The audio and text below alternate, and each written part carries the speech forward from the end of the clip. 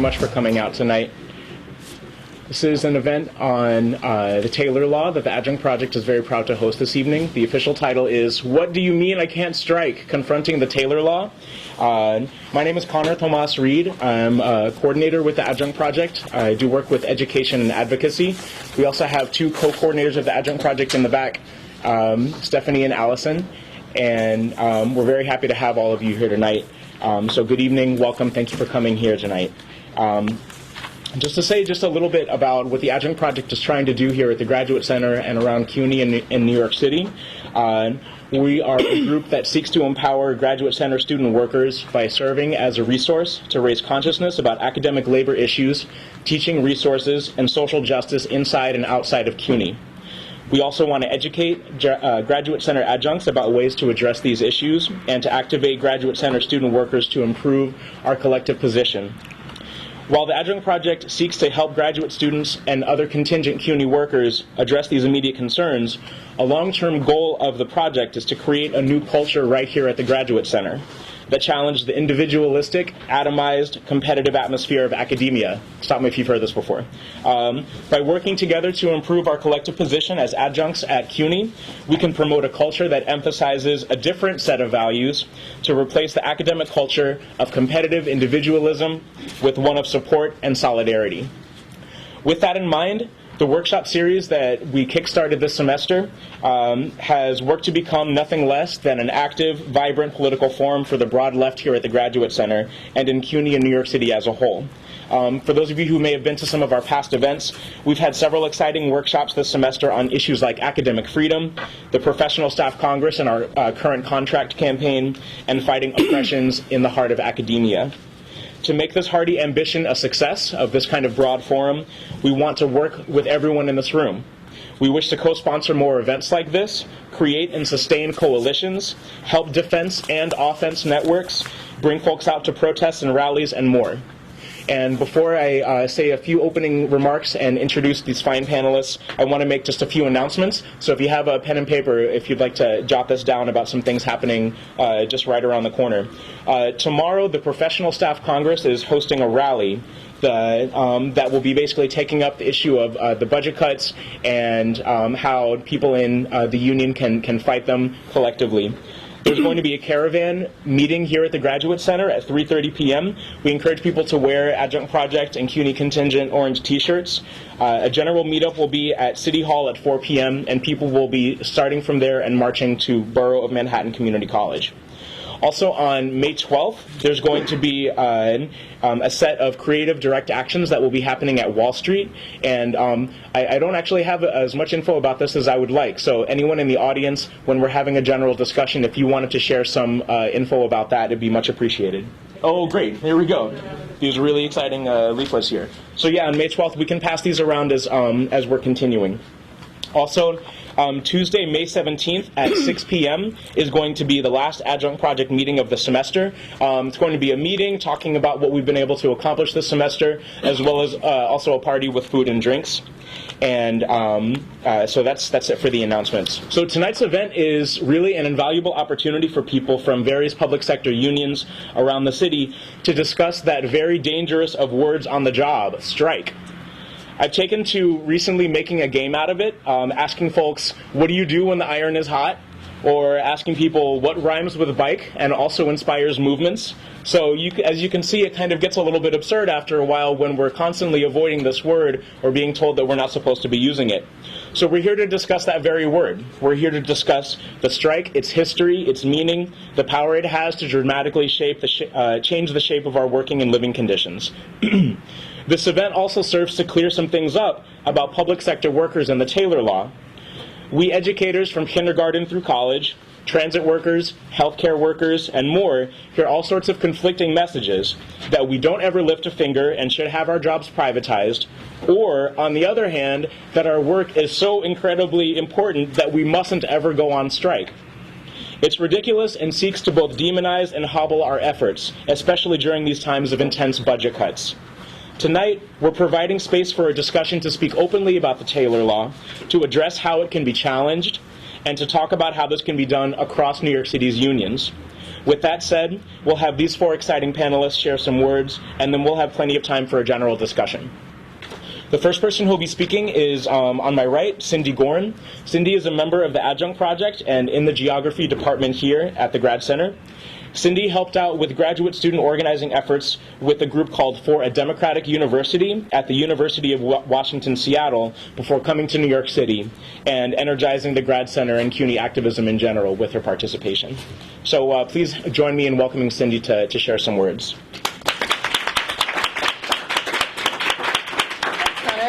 That was really lovely, and thank you to everyone else who's here. I'm looking forward to it.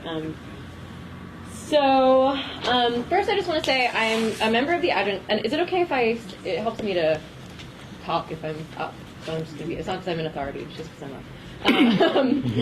So first I want to say that I'm speaking on behalf of the Adjunct Project in terms of that's my position. I'm organizing with the Adjunct Project. I'm very excited to be organizing with the Adjunct Project, but I do want to say that the things that I'm going to talk about are not necessarily things that the Adjunct Project has agreed on. So I don't want people to go home and be like, well, the Adjunct Project thinks this, because it's not actually necessarily true. We haven't all gotten together and agreed on these points. So this is more of my kind of analysis of what's going on, and also a discussion and debate that I hope that we can have in the Adjunct Project.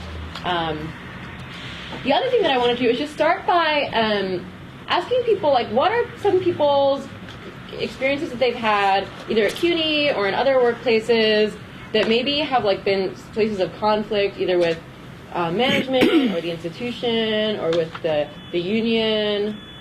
Maybe just like if people just want to like raise their hands or just yell at some. I know people have had a lot of like not great experiences. I can share maybe 1 or 2 of mine too. At CUNY or anywhere, I think especially conflicts, trying to work something out in your workplace, and maybe conflicts that you've had trying to do that through the union, through your union, if you were unionized or not having a union. Yeah, Chandra.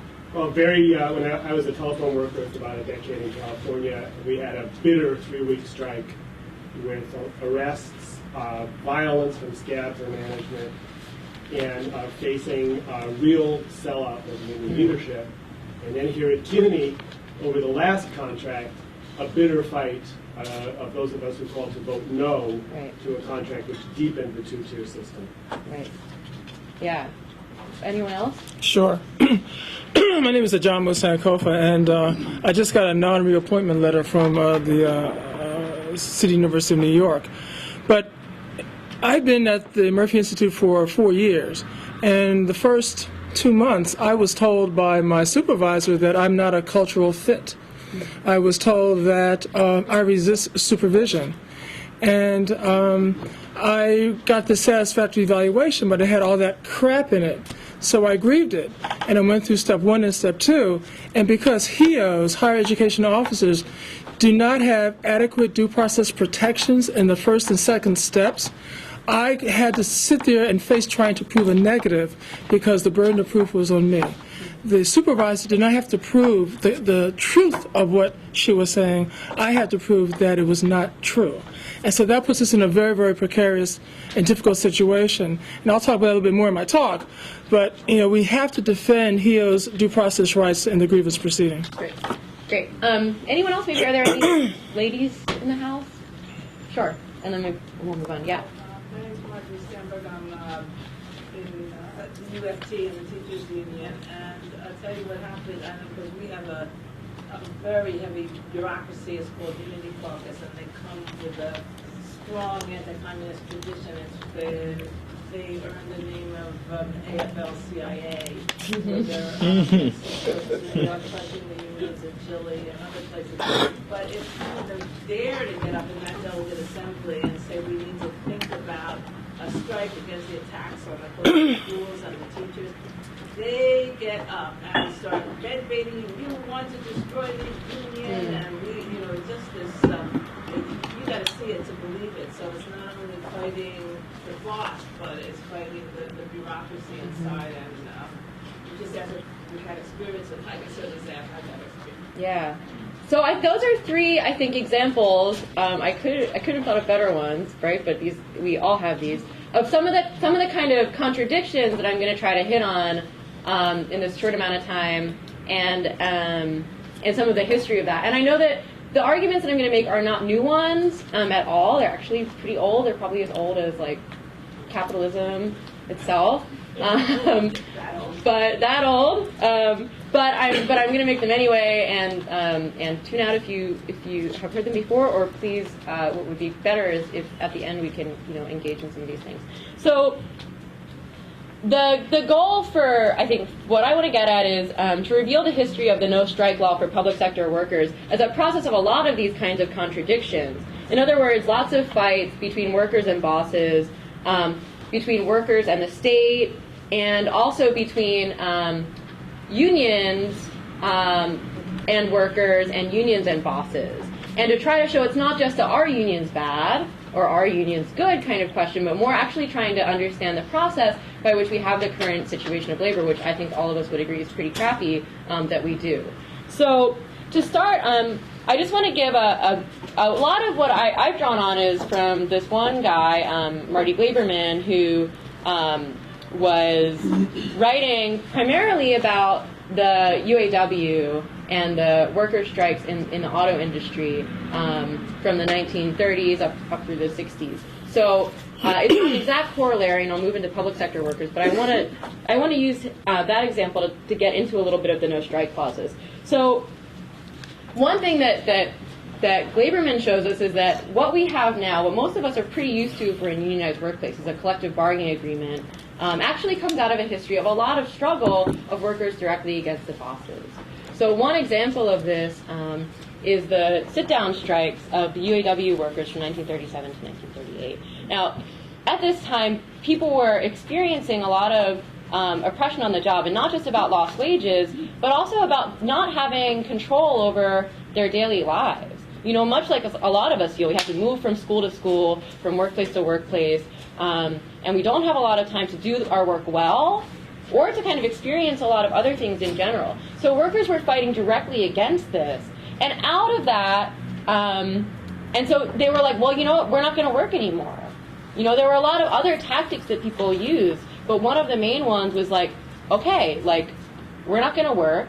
And out of that, we're not going to work, actually came, it wasn't like people were just, not working and like not doing anything, but actually a whole bunch of different kinds of relationships between workers themselves happened where people were really figuring out, okay, this is how we're going to organize ourselves to get food. This is how we're going to organize ourselves to take care of, the children, to get to and from places and things like that. And so that was one main thing that came out of these activities, but another one was collective bargaining agreements. And there's some of the first collective bargaining agreements that came out of these types of activities was just a one-page contract, right? So now we think of contracts and they're like 30, 40 pages, they're like impossible to read, you have no idea what they mean, it takes hours and hours to get through them, and a lawyer, right? But early on, the history of collective bargaining agreements is that they were one page that said, okay, you have the right to get together and bargain together for your rights. So you have the right to work together as a group of people in a workplace, not just be one worker against each other. And I think that there's what ended up happening over time is that these collective bargaining agreements got longer and longer. And instead of the workers organizing directly, for whatever they might need, it became, the collective bargaining agreements became a place where all of these, every single right that the worker had got worked out. So instead of having your rights because you're working for them, you only had them insofar as they were written down in law. So there's kind of a fundamental flip. And so thinking about that in kind of the private sector, what we think of as the private sector, like producing things like cars or pencils or peanut butter, we can think about public sector workers. So the Taylor Law, which I'll get into the specifics of more later, and I think other people will as well, so I'll try not to talk about it too much. As we know, one of the aspects of the Taylor Law is that it has a no-strike clause. So a lot of times when we think about a no-strike clause, we're like, okay, this is like a defeat of workers, total defeat of workers. In a lot of ways, that's true. But what can be helpful is to try to think of it as actually in dynamic relationship with struggles. So one of the ways to do this is to look at what was going on before the Taylor Law was passed. One thing is that there was I mean, some people here definitely, went through this. I didn't. But that there was an increasing wave of ongoing class struggle, which was heightened by the opposition to the Vietnam War throughout the 1960s. A rise in civil rights activity, anti-white supremacist activity, women's liberation, queer liberation, and the U.S. government and the state of New York grew pretty nervous about, being able to keep making workers work. I mean, it really, I think for a lot of people, really looked there would be an anti-capitalist revolution. Very, very scary. At the same time, there was an already existing no-strike law in New York for public sector workers, which was embodied in the Condon-Waldman Act. But it still wasn't enough. It wasn't strong enough to keep workers from striking and to keep them from fighting back. It wasn't specific enough. The punishment wasn't strong enough. And you can see kind of what the implications of the strike. Actually, the punishment was so draconian it was absurd. Everyone was fired, basically. That was the kind of Waldman Act. Thank you for that clarification. So that's okay. So that's a really interesting point, right? So then what happened when what did people do if everyone was going to get fired? What were some of the responses? Well, one of the things is that, at least, again, I wasn't alive, but from what I understand, there were a lot of what people call wildcat strikes, so illegal strikes. So, for example, in 1959, almost 1,000 night teachers in New York City, K through 12, or I guess 9 through 12, went on wildcat strike over pay. And in 1953, teachers in New Jersey shut down their school by calling in sick in an organized effort against workplace abuse. The increases in penalties and enforceability of the no-strike clause, so then you can see were a result also of workers organizing and a real fear by New York State that they wouldn't be able to keep people doing this kind of work from working. So,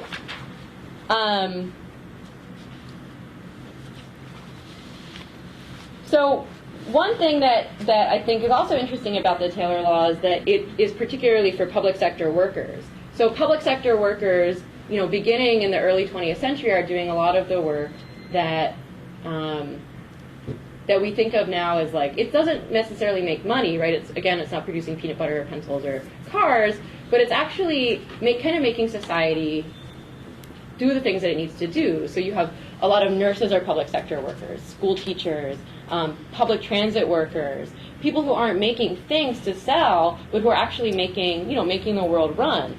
So the argument in a place like a car factory to not go on strike is pretty straightforward. The bosses want to make money, right? So the workers could say, well, that's illegitimate.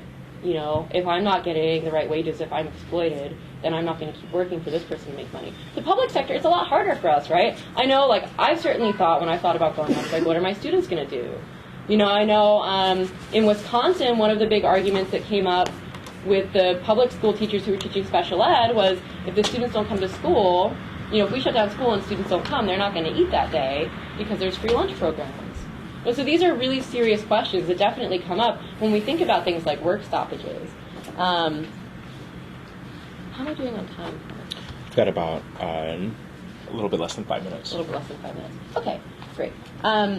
So thinking about public sector unions, it can be important to think about what our own union, the PSC, comes out of. The PSC is a member of the American Federation of Teachers, which is a part of the American Federation of Labor. And can you remind me of your name? I'm sorry, in the back, who's?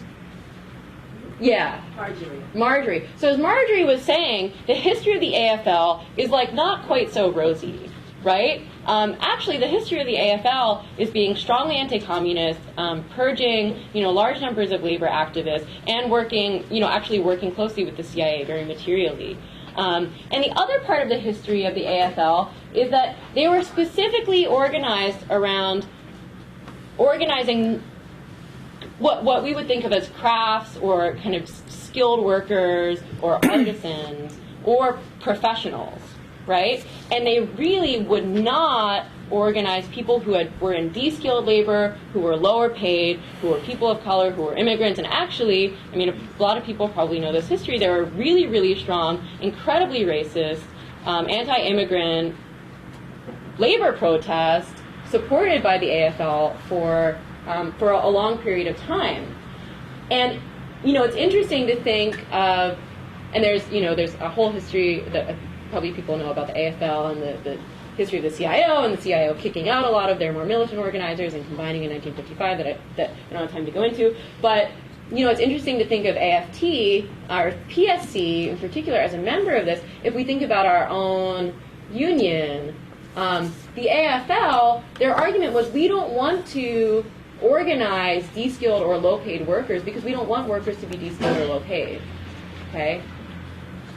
I think it's pretty similar to the argument that the PSC makes about tenured faculty, right? So you can kind of see this history playing out.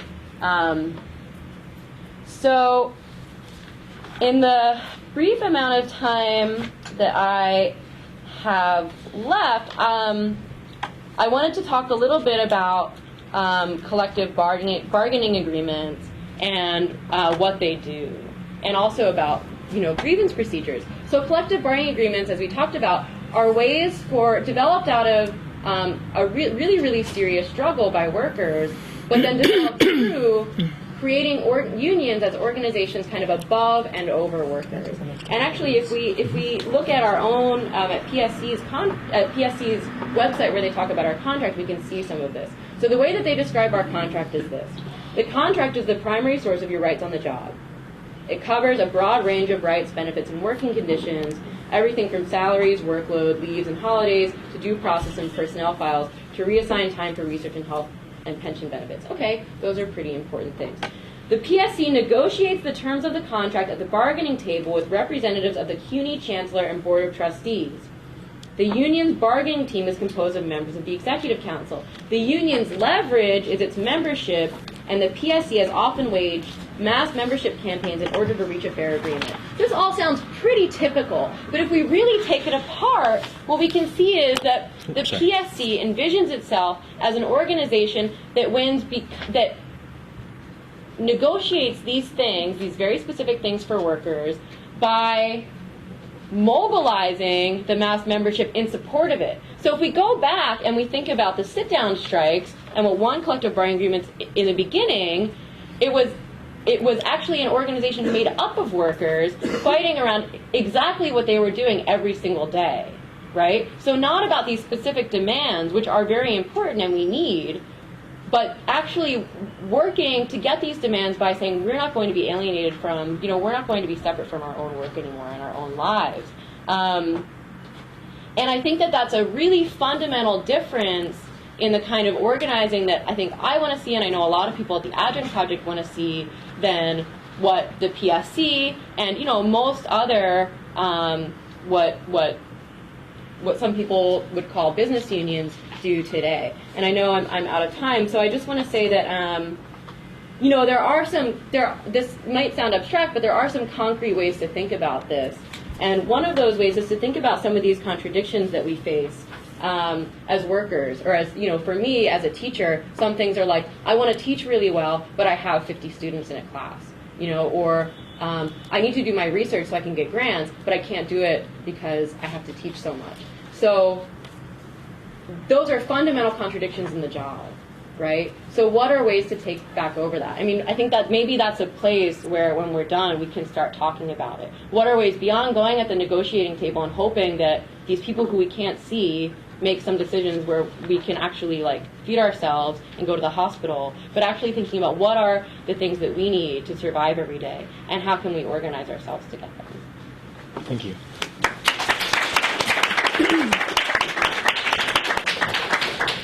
All right, next up we have Ajamu Sankofa.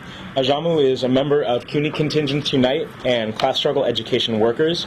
Ajamu is also an adjunct professor of urban studies at Queens College. Until recently, Ajamu also held a position as Urban Leadership Coordinator and Higher Education Assistant at the Murphy Institute for Worker Education and Labor Studies. So he's going to talk about his case for us, and please join me in welcoming him. Can people hear me back there? My throat is a little froggy because of allergies, and my knees will not handle me standing up right now. So I hope you can see me, and I'll try to project. I want to thank the Adjunct Project for organizing this event. It's an opportunity for the Adjunct Project and CUNY Continuous Unite to work together continuously, and we constantly do that, and there are ways that we can continue doing so. That unity builds our strength and capacity. Excuse me. My biggest contradiction is the fact that I'm facing unemployment, no money, and I need a job. And that's the contradiction that workers face all the time. So in terms of contradictions, there's a contradiction called wealth and poverty. And so I need a job, workers need jobs, workers need to be guaranteed jobs, and that's the contradiction I would like for you all to focus on. Another person I'd like to introduce to you is my very brilliant boss, former boss, Dr. Jill Humphreys, who was fired as well, and she's sitting right here. Let's welcome Jill.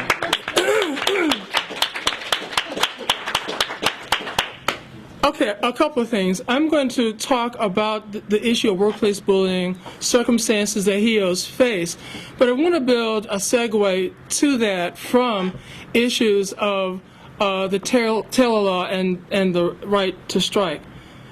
And allow me to speak as I speak ordinarily where I live in Brooklyn. Listen, y'all, and you should be infuriated. We just went through the biggest orchestrated scam in the history of the United States, in the recent history, I should say. $1 trillion of wealth was lost because a group of criminals manipulated your money to make money, and then they forced you to bail them out, and now that has caused these budget deficits and these crises in municipalities across the country. And so thousands and thousands of folks are going to be laid off, disproportionately people of color. Why are we not in the streets? Do we have a concept of what has actually happened to us? And the subtext of what I really want to talk about is the absence of courage, and such that there is fear out of operating in these silos, and without enough solidarity to recognize that there's strength in mass, and that mass is the mass of the working class. Can I get a witness?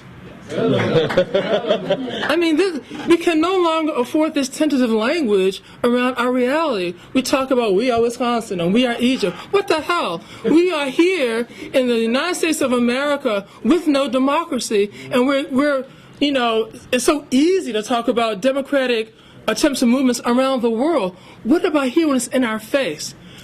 I want to read a quotation by somebody who just speaks very well. And this quotation says, militant tactics have no place in the functions of any organization of government employees. A strike of public employees manifests nothing less than an intent on their part to prevent or obstruct the operation of government until their demands are satisfied.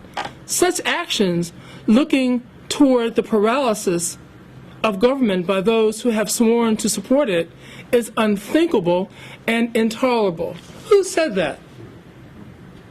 You all, you know, what, PhD students, whatever. You know, I'm channeling my community right now. All right? Franklin Delano fucking Roosevelt. Okay? And this iconic leader represents the progressive wing of the Democratic Party, whose imprimatur has created the culture of how the Democratic Party operates and functions. So the architect of the Taylor Law worked for 4 Democratic presidents. So when we look at strategies to end this attack on our democratic right to strike, we have to look at the Democratic Party for creating the basis for that to recur over and over and over and over again. That's right. Now, are you all taking notes? Yes. All right. And this, I'm saying this because this is not about mechanical formulations. It is about where we are in space and time. I mean, whose morality? Their morality or our morality? Public sector workers have political voice and political power when we can withhold our labor in the public sector. It's extremely powerful because we have no leverages of exercising our prerogative to control our reality. It's just that fundamental.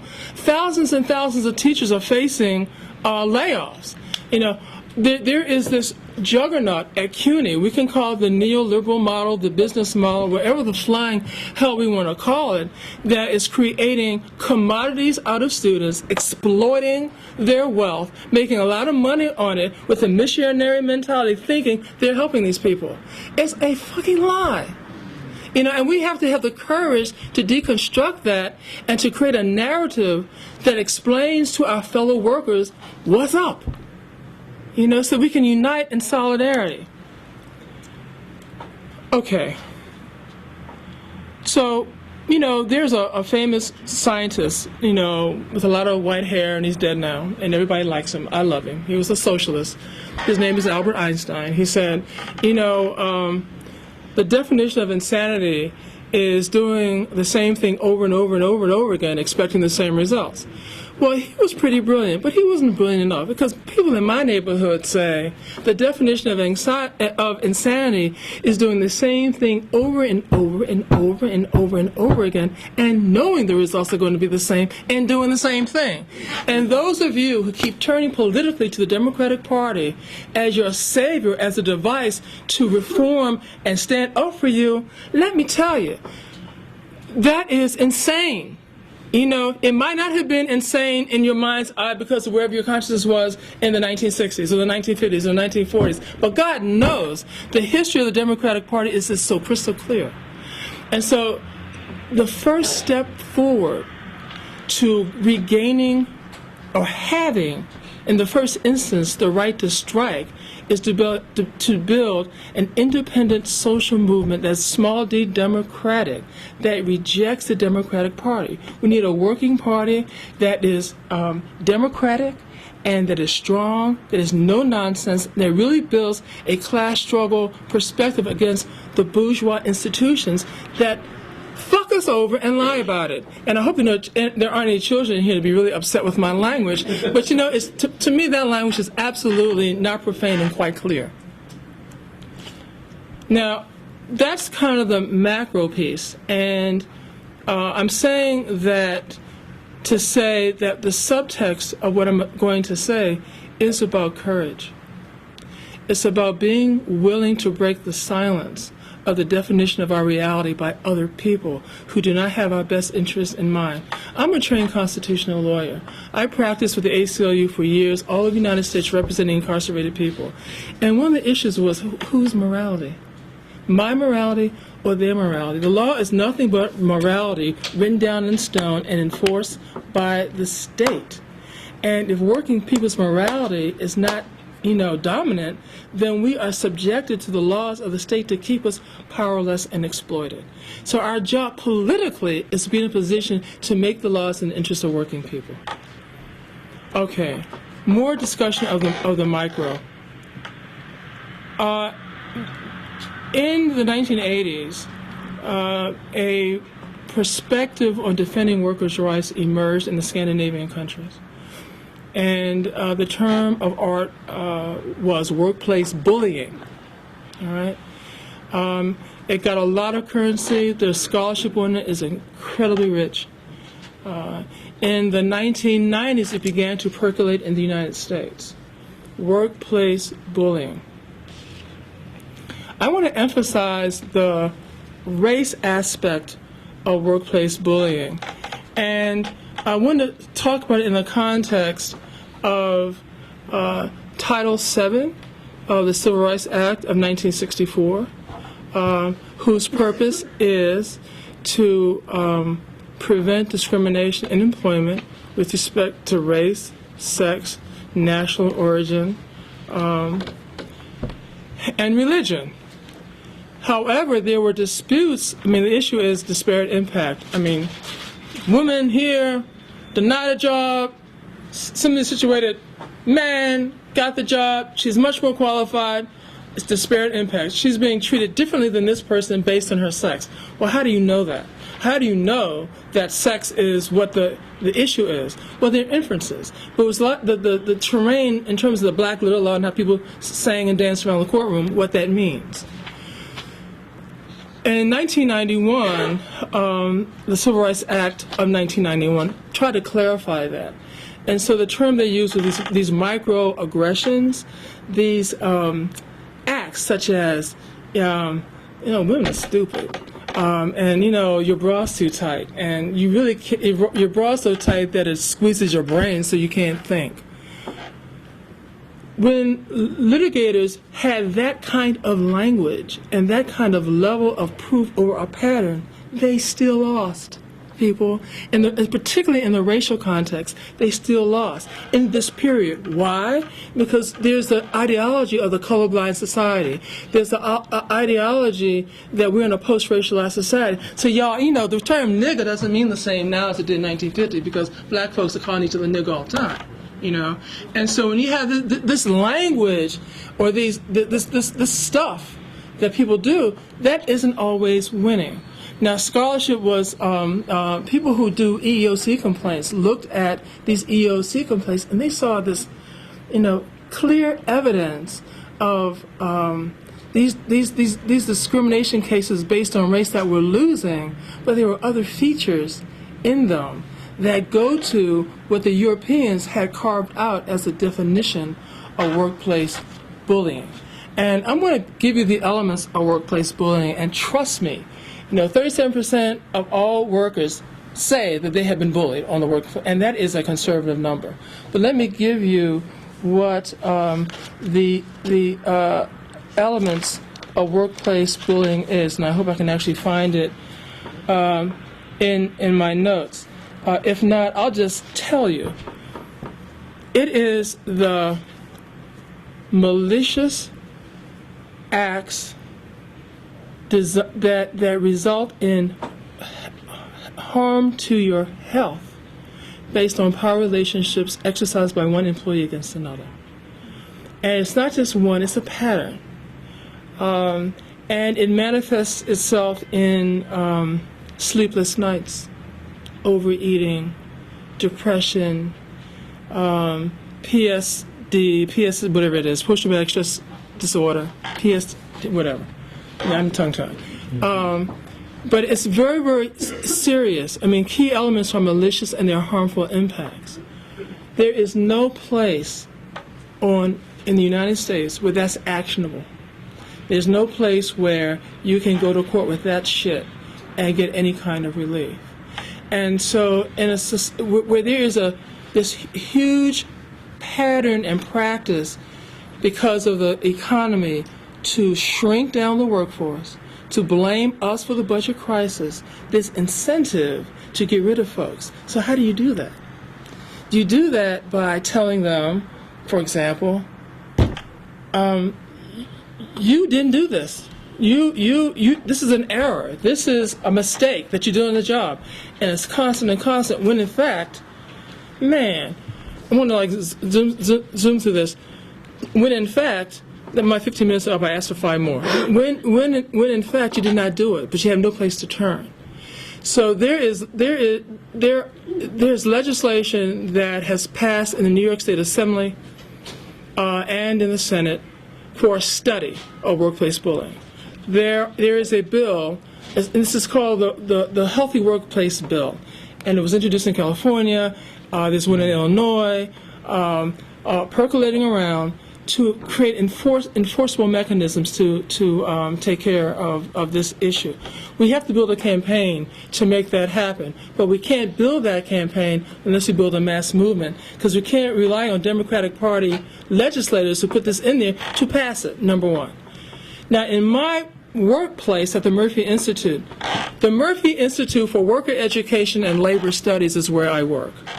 The bulk of these students are adults, women of color, trying their best to get their undergraduate and master's degrees in urban studies. I'm an adjunct in the graduate program, so is Jill. I ran the urban leadership program, which is the largest program there in the urban studies program. got really pissed off when they found out that we were fired. This is how they found out. The director goes up to them and says, "We need you to go to the city council to get money because we have a $600,000 shortfall." And that's the first time he's ever come to them about anything. And so they turned to him and said, "Well, what about Jill and Ajamu?" And then they construct a very, very powerful letter to him to say that no. We hire them, but more importantly, or just as importantly, create administrative procedures for that are transparent and there's accountability. Create a community governing board to influence the construction of this program. They presented that letter to him. They also presented that letter to their union president. Can I have 2 more minutes? Arthur Chiliotis, which is a progressive union, the Communication Workers of America. The bulk of the students in the Urban Studies program are these workers. And they're standing up and they are fighting to defend their rights. And let me tell you, this is unprecedented. You have working adults, majority of color, who are also union members, and their students fighting back. Now, where is that going on anywhere in CUNY? All right? So they circulated this letter. The WESO students, the Worker Education Student Organization, signed this. And I really want everyone here who's involved in the HEO chapter and as well as the Adjunct Project to understand what I'm about to tell you, how serious it is, while we cannot depend on a union bureaucracy that has a command and control structure from the top, where the rank and file are silenced in terms of their democratic rights and ability to protect themselves. The chair of the HEOs, this is a CUNY-wide chapter of all higher education officers, of which I am one until the end of June, created a letter like a loyalty oath that she is circulating at this very moment to the staff where I work. She doesn't even work there where I work. She doesn't even know these students, saying that there's no institutional racism at the Murphy Institute. CUNY has done studies of diversity in its midst, and it is going backwards. So there's institutional racism everywhere. So the question is not even whether or not there is institutional racism. The question is, how dare you, a representative of the union, of us, going to management to screw us?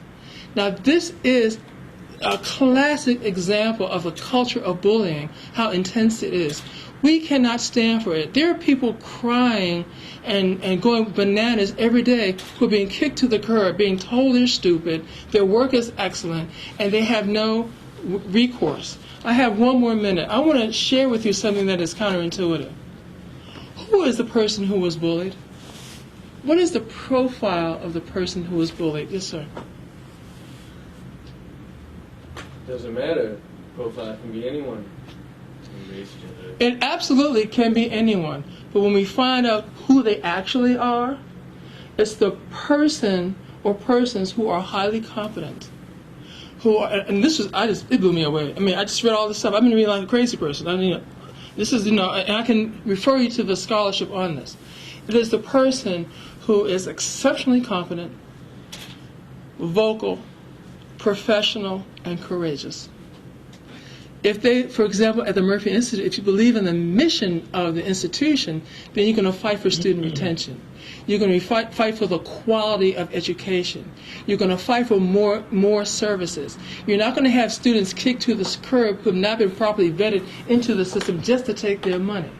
And you're going to ask for strategic plans. You're going to request assessment reports that my dear colleague requested. Murphy hasn't done any in 26 years. This is serious, and this is why we were vamped upon. It has nothing to do with the bullshit that they're claiming.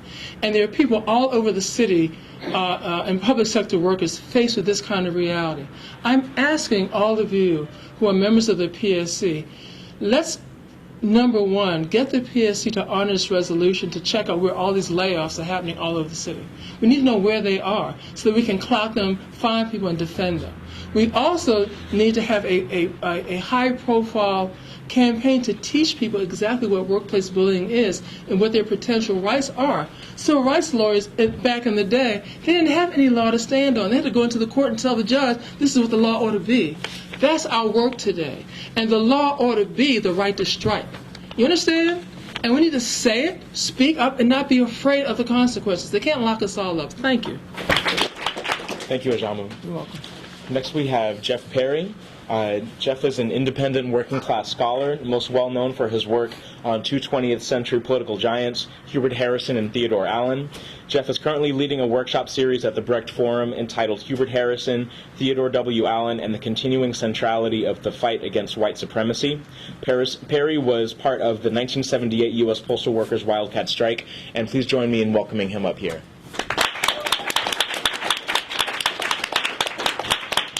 Thank you all for coming. I apologize. I worked hard on my presentation. I don't know where it is, so I'm going to wing it a little bit. But I've lived this, and I did 33 years in the post office, so I got a little feel. I wanted to open up with a couple of three brief points, very brief, and then a little epigraph in two parts, and then we'll get into the story. And we're going to talk particularly about the 1978 postal strike, but also about two other postal strikes. 1970 and 74, because the topic at hand is strikes, right? First, to paraphrase somebody I read many years ago, a strike is not a tea party, right? Two, if you're going to strike, you best strike to win. And three, if you do strike and you win, nobody gets fired. But if you lose, you get whacked, right? Now, the quotes come from the people I do work on. First quote, a little epigraph, just to lead into what I want to present, comes from Hubert Harrison in 1911. Hubert Harrison is the father of Harlem radicalism, the major black radical of the early 20th century. Unfortunately, most people don't know too much about him. But he writes, back then, he writes, and he's talking about the U.S., right? We're talking about the U.S., Tea Party, this white supremacy. He writes, the Negro is the touchstone of the modern democratic idea. If people are not familiar with the touchstone concept, a touchstone is a black stone. You rub it against gold to test the purity of gold. It's an extraordinary metaphor. It's one I think we should apply to every issue we address in society. Housing, education, labor. Let's put it to the touchstone. How are black people faring? What we got to do about it, right? Harrison goes on, and this is to say, I really want to suggest we should have our antennas up, our class and anti-white supremacist antennas up on any issue we look at. Harrison goes on in that quote to say, true democracy and equality implies a revolution startling to even think of. And what I think he foreshadows here, he writes this in 1911, he foreshadows the 1960s, the period I grow up in, when the civil rights, black liberation struggle was a catalyst for all other movements. The labor movement, the anti-war movement, the student movement, the women's movement, gay and lesbian, just every movement took sustenance, as was mentioned briefly earlier, right? And it's very important to understand. And why? Because it hit at what the ruling class relies on, white supremacy, to maintain control, but it also hit at their most vulnerable point. If we can beat them on that, it opens the doors for progress in all other areas. So I think that's a very important quote from Harrison.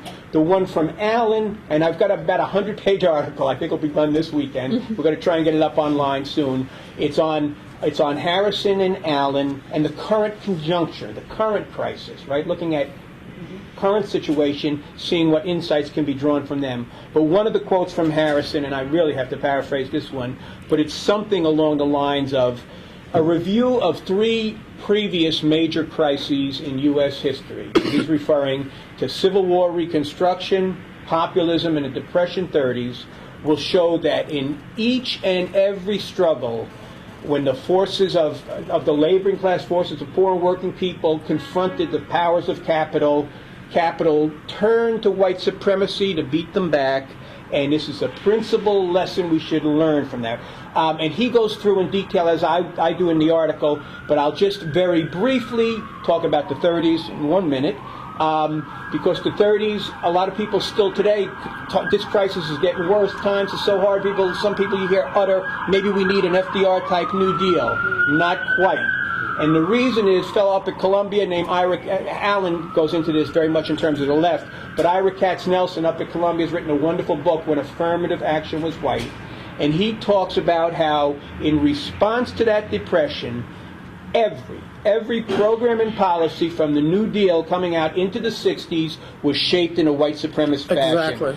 And here's he gets very specific. Labor legislation in this country, That's right. National Labor Relations Act, any other labor legislation, Social Security until 1951, who's excluded? Agricultural workers and domestic workers, 90% black and Latin. Oh, excuse me. All right, yeah. All right, I'll stand correct. All right. Second, we have relief. How is relief implemented? It's not done, although it's federal money, it's done local authorities, and then you get all those southern districts, making all these decisions. And third, and a glaring example, is things like the GI Bill. Now, we're here in the New York area. Here's the stats on the GI Bill. This is how my family moves from the Bronx out to Jersey, right? The GI Bill is, if you come back from the war and you get a GI loan, you get no down payment on your mortgage, and a very low interest mortgage loan, right? Very low interest. Statistics for New York, New Jersey metropolitan area, 67,000 GI loans were granted, 113 go to black families. That's how these white suburbs get built. That's Levittown. That's Bergen County.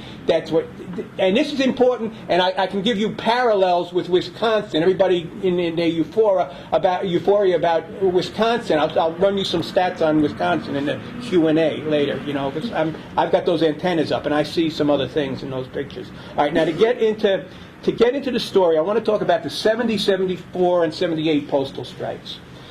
In 1970, the lead up to the 1970 postal strike basically is the following.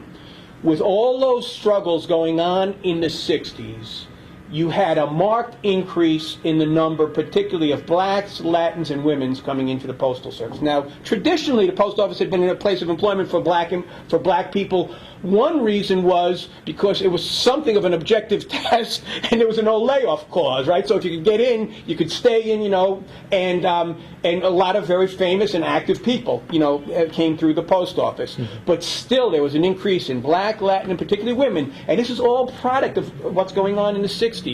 So then we get to 1970. By 1970, conditions are so bad for postal workers because they have no collective bargaining rights. They are prohibited from striking by federal law, not by law, right? And they don't have any, and no collective bargaining rights, so no unions, right?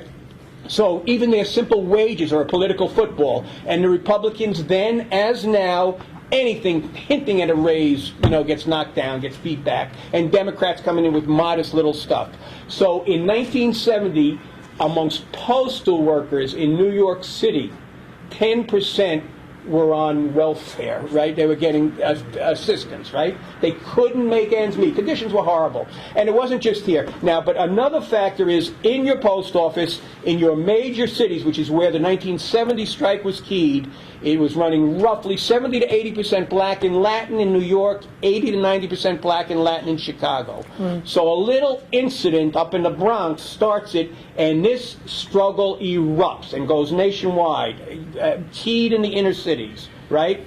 And it's a militant, and the labor leaders the union leaders are no place to be found at first. Some of them try and hop on later, but this is really coming up from the bottom. Conditions are so bad.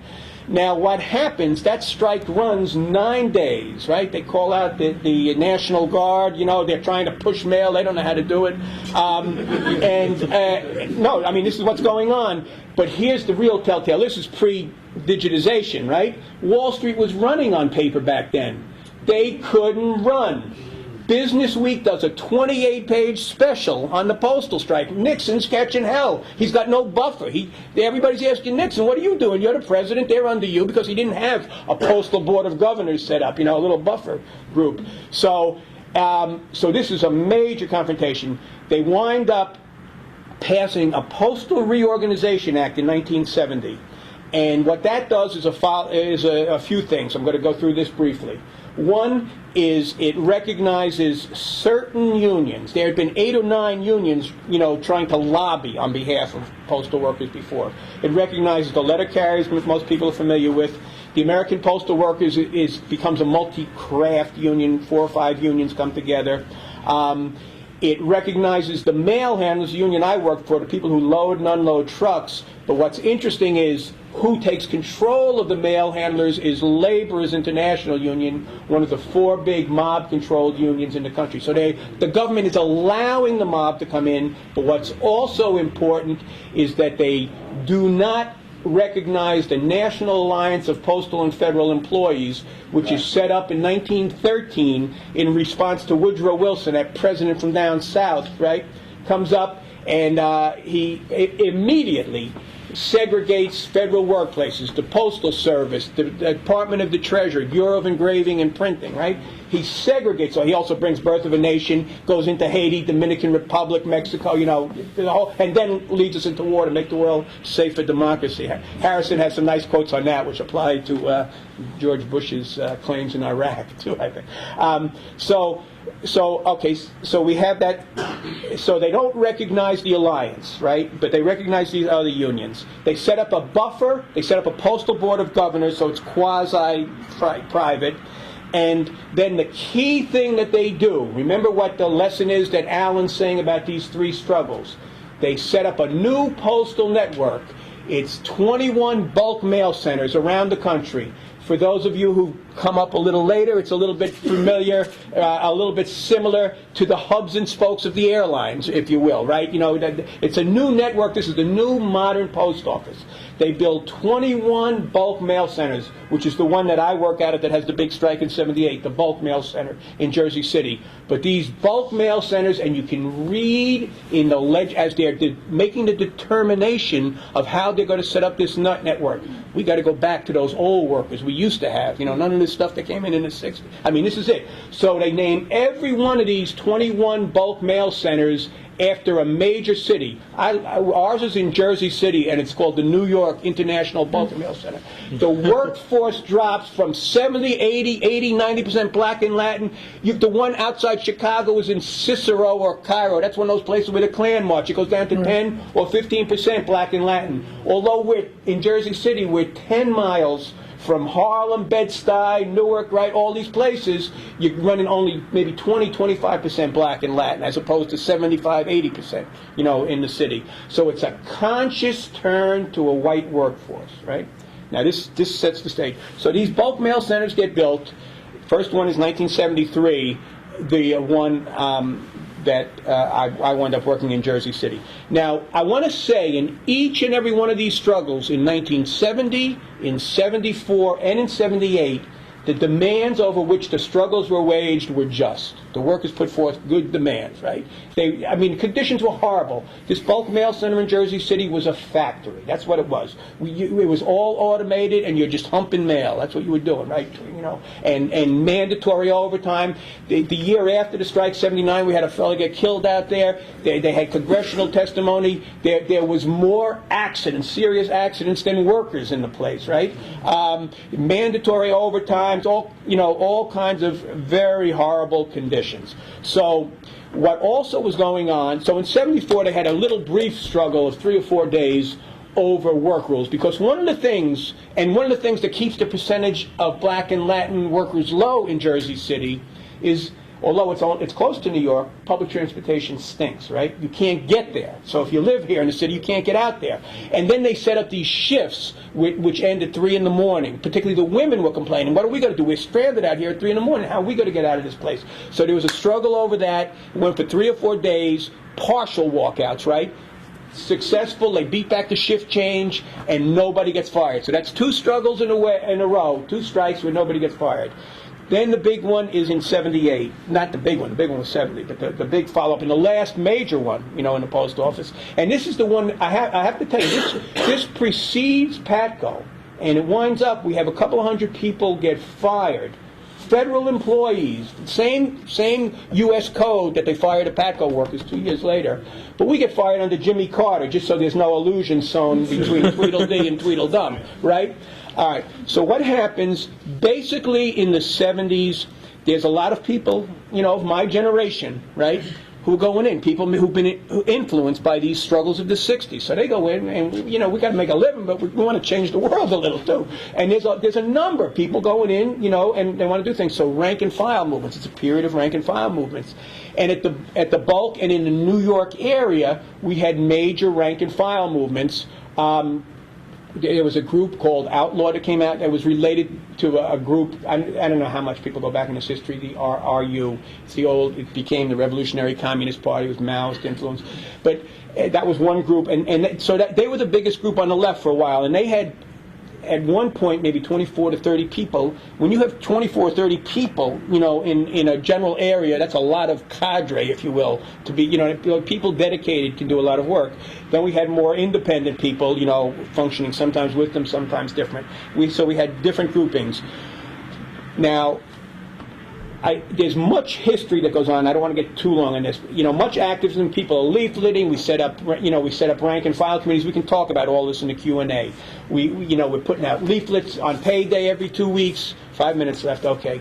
We set up committees all over. We map the workplace. The place where we work, the Bulk Mail Center in Jersey City, is a mile in perimeter. It is the biggest post office in the world. It's 4,000 workers. This is it. This is it. It's a big factory, and there's all kinds of organizing going on. But I now want to step back, and this is not to be sectarian, but this RU group is in there, and they're functioning at that time under slogans like "a single spark can start a prairie fire." And I'm saying this because I don't want people to get any illusions about this is just going to be a piece of cake and let's go do this, right? And they viewed themselves as a independent rank and file group as a transmission belt into their organization. So you have to be aware of people's programs too when you're dealing with this. But and they had earned a very amongst many sectors on the left, they had earned a lot of ill feeling from the 1974 Boston busing strike. My best friend was the president of the Boston bus drivers. He's now the AFT, one of the AFT people organized, but he did the Smithfield organizing. A fellow named Gene Bruskin, a top organizer, right? And the bus drivers in Boston had to do armed self-defense to defend those kids because the RU was leading a campaign, smash the Boston busing program, which was aligning right with those white racists in South Boston, right? So that's part of. But they had done something before the bulk, because I want to talk about this 78 strike. They had sent cadre into a Singer sewing machine factory in Elizabeth, New Jersey. Most people don't know this history, and they go in there, and they single spark, and they have a strike, and they get people fired. But these are people who have been working 25 and 30 years, and they lose their whole life thing, right? And many of these people, as I said, they're young like me. I'm the first in my family to go to college, but there were a lot of people with some college education or college education going in. They get fired, they walk off and get something new, right? But it's not that Tea Party. It's not that kind of thing. For many people, this is their livelihood. All right, so what happens basically in the 1978 strike, and 2 minutes, I got it. All right, 1978 strike, conditions are built up. There's all kinds of hype from the unions. There's it's 90 degrees on the day the contract expires. There's meetings around the clock. People are ready to go. But we in our group, there's a couple of groups meeting. We have one fella who's a pretty mature worker from a group that was the old United Black Workers in the Ford Mahwah plant. And as we get close, he says, let's not go out on any humbug. This doesn't look right. People were where when we wind up, the way the strike starts, everyone was agreed there was going to be no strike. There's many details about what goes on at deadline at 12 midnight, and there's no contract. Then it comes at 3 o'clock. But the place was a powder keg, our place, because there had been so much hype from the rank and file groups, from the union, from the postal service, all arrogance coming. It came, it built up. So our day shift starts at 6. People get out there at 5:30. They call it informational picketing, right? They get out, I think they figured, oh, well, yeah, it's informational. We can do this. It didn't take anything to stop. Everybody came. Workers just stopped. The response was, that's how, much the hype was. That's how bad people feel. But on that strike, as we looked up, from 6 in the morning on the first day, you look up on that building, and there was a fellow named J.J. Johnson. Anybody remember way back any of these TV people in New York? Who's my age? Channel 4 or something like that. All right. I mean, we had CBS, all the news channels are there. They're standing there with their mouths open saying, we don't have this kind of equipment. They were ready for us, right? And one of the whole theories that comes out much later is that there was much cooperation between union hierarchy and management in setting the stage for this, because what happens is, as I said, you get 100 to 200. The strike spreads slightly. It goes to West Coast, goes down to Baltimore, Washington, Philly, a few places, but nothing nationwide, right? And it's mostly in these bulk mail centers, which is this new group of workers, but it's not the old core in the cities or anything like that, right? And so we get a few hundred people fired. There's much to this struggle that goes on, which I will write about, and there's been some good things written, some beginning things. But two other things happened now. I just want to put this in a little more context. Some of us were able to get our jobs back. There were over 200 people fired. And the reason we got our jobs back, and this may just have some bearing if you ever do a strike, is Mo Biller, who was the head of the postal union here in New York, actually had told people to go out, because he was worried about getting undercut on the left flank by the young people from the bulk. He heard the footsteps at the door, new union leadership coming after him. So he encouraged people to go out, but he then would have to, like Toussaint later on, would have to face all the repercussions of leading his workers on strike. So he winds up cutting a deal with management, even though he's calling people out. He cuts a deal, and they work on an agreement. Listen to this, because it's the same wording as the Taylor Law, essentially. They say, well, we'll only fire those who are picketing on your tour of duty. That's BS. You're not allowed to advocate strikes. You know what the Taylor Law says, right? So they said that this is a union management worked out thing to protect Biller and his staff from getting hit with this stuff, and they leave rank and file people go, but they use it, and Biller looks the other way while they wipe out most of the militants in his American Postal Workers Union, right? So it's a two-edged thing, right? Management's happy, you get rid of all the dissidents, the union leadership is happy. For those of us in the mail handler union, it turned out that we actually were, because they wanted to get, Biller was so intent on getting his people that we were covered, because we had gotten off work, so we were not on our tour when we were out on the strike. And we were able to build over the next 20 and 30 years. We did a lot of good work, right? And it's got a lot to do with the approach, the anti-white supremacy, very central. We made big moves nationally, locally. We brought some of the very best people. Gene Bruskin is one. A fellow named Bill Fletcher became the education director at AFL. Came in our union. Arthur Fox was the attorney for the Teamsters for a Democrat. We were bringing lots of good people. Big move, tried to break. And we had 20 or 30 years of very militant struggles, in the mail handlers. Whereas the American Postal Workers Union, since that strike in 1978, New York area anyway, there's essentially been no struggle because so much of that generation of leadership was wiped out. And it was something that all the activists at the time had decided they weren't going to go out, but then they got caught up in the spur of the moment, right, on the thing. So that's that story for now. Thank you.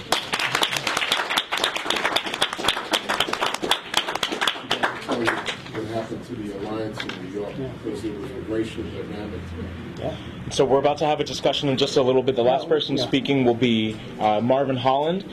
Marvin is on the Transit Workers Union Local 100 Executive Board. Marvin is also the Director of Community Relations with the TWU. Marvin is a tireless fighter in the New York City community and labor movement and was an instrumental organizer in the March 24th Day of Rage against budget cuts demonstration here in New York City. Marvin was also part of the 2005 Transit Workers Union strike, and please join me in welcoming him to speak. Good evening, everybody. I would like to thank the organizers for inviting me here. Whenever I end up on these panels, I always wonder why would somebody want me on a panel. So I'm not nearly as eloquent or written as much or have as much education as the rest of the people on the panel. I'm probably going to come to you more as a rank and file person. Just for a point of clarification, I'm not currently on the executive board. I am an elected chair and a director of our political action department, but I was on the board in 2005 when we went on strike, and I was one of 10 people who actually voted no, not to go out on strike. I don't want to dwell on that. If people have questions on why, it goes back to what the previous speaker said, that going on strike is a serious business. And far too many people I know in Local 100 have this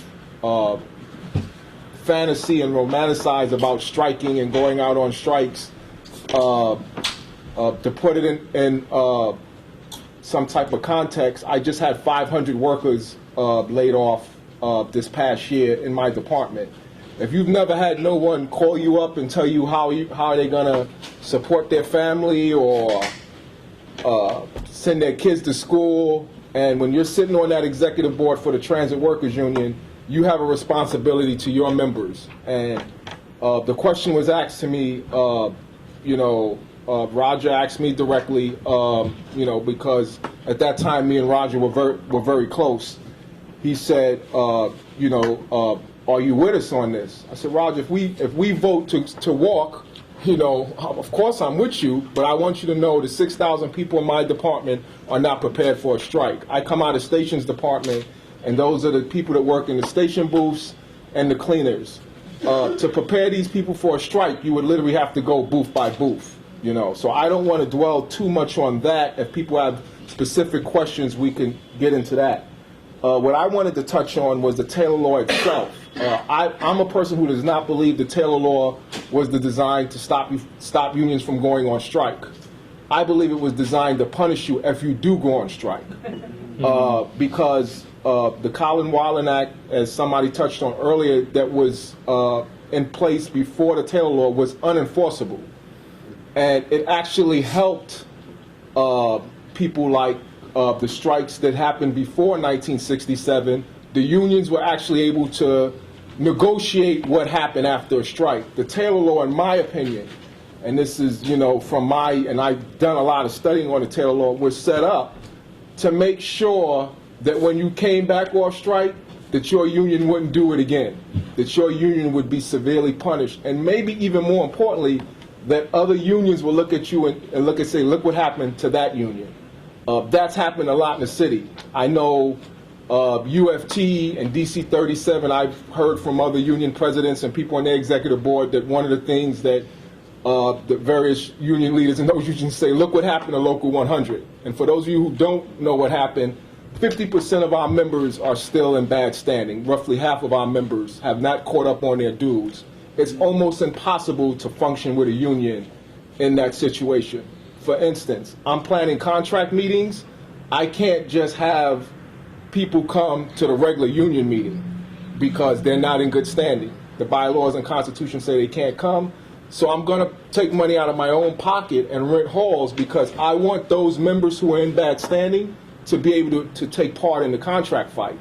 But I'm just saying all of this to say when you have a dynamic, when you have half your members in bad standing, it's kind of hard to function with a union. And when you have a union like Local 100 where you have so many different political opposition at any given time in the union, that's actually used in internal political union politics. So I don't believe the Taylor Law, if you look at it, like I said, the way it's constructed would stop people from going on strike. If you look at what was happening particularly in the late 60s when the law was designed, there was a very serious movements in New York City at that time. Whether it was the Black Power movement, whether it was the women movement, whether it was the anti-war movement, I am convinced that the powers to be understood that they needed a way to break up those movements.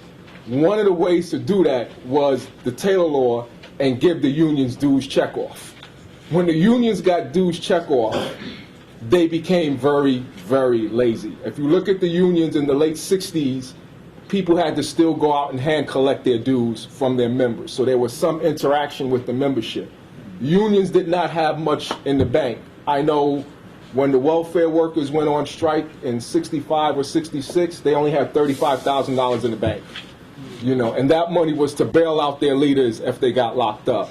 I don't think whether it was the teachers union or TW had much more than that in the bank. If you look at any one of those unions now, teachers union must have a couple $100 million in the bank, easy. The question is, are they more powerful now than they were then?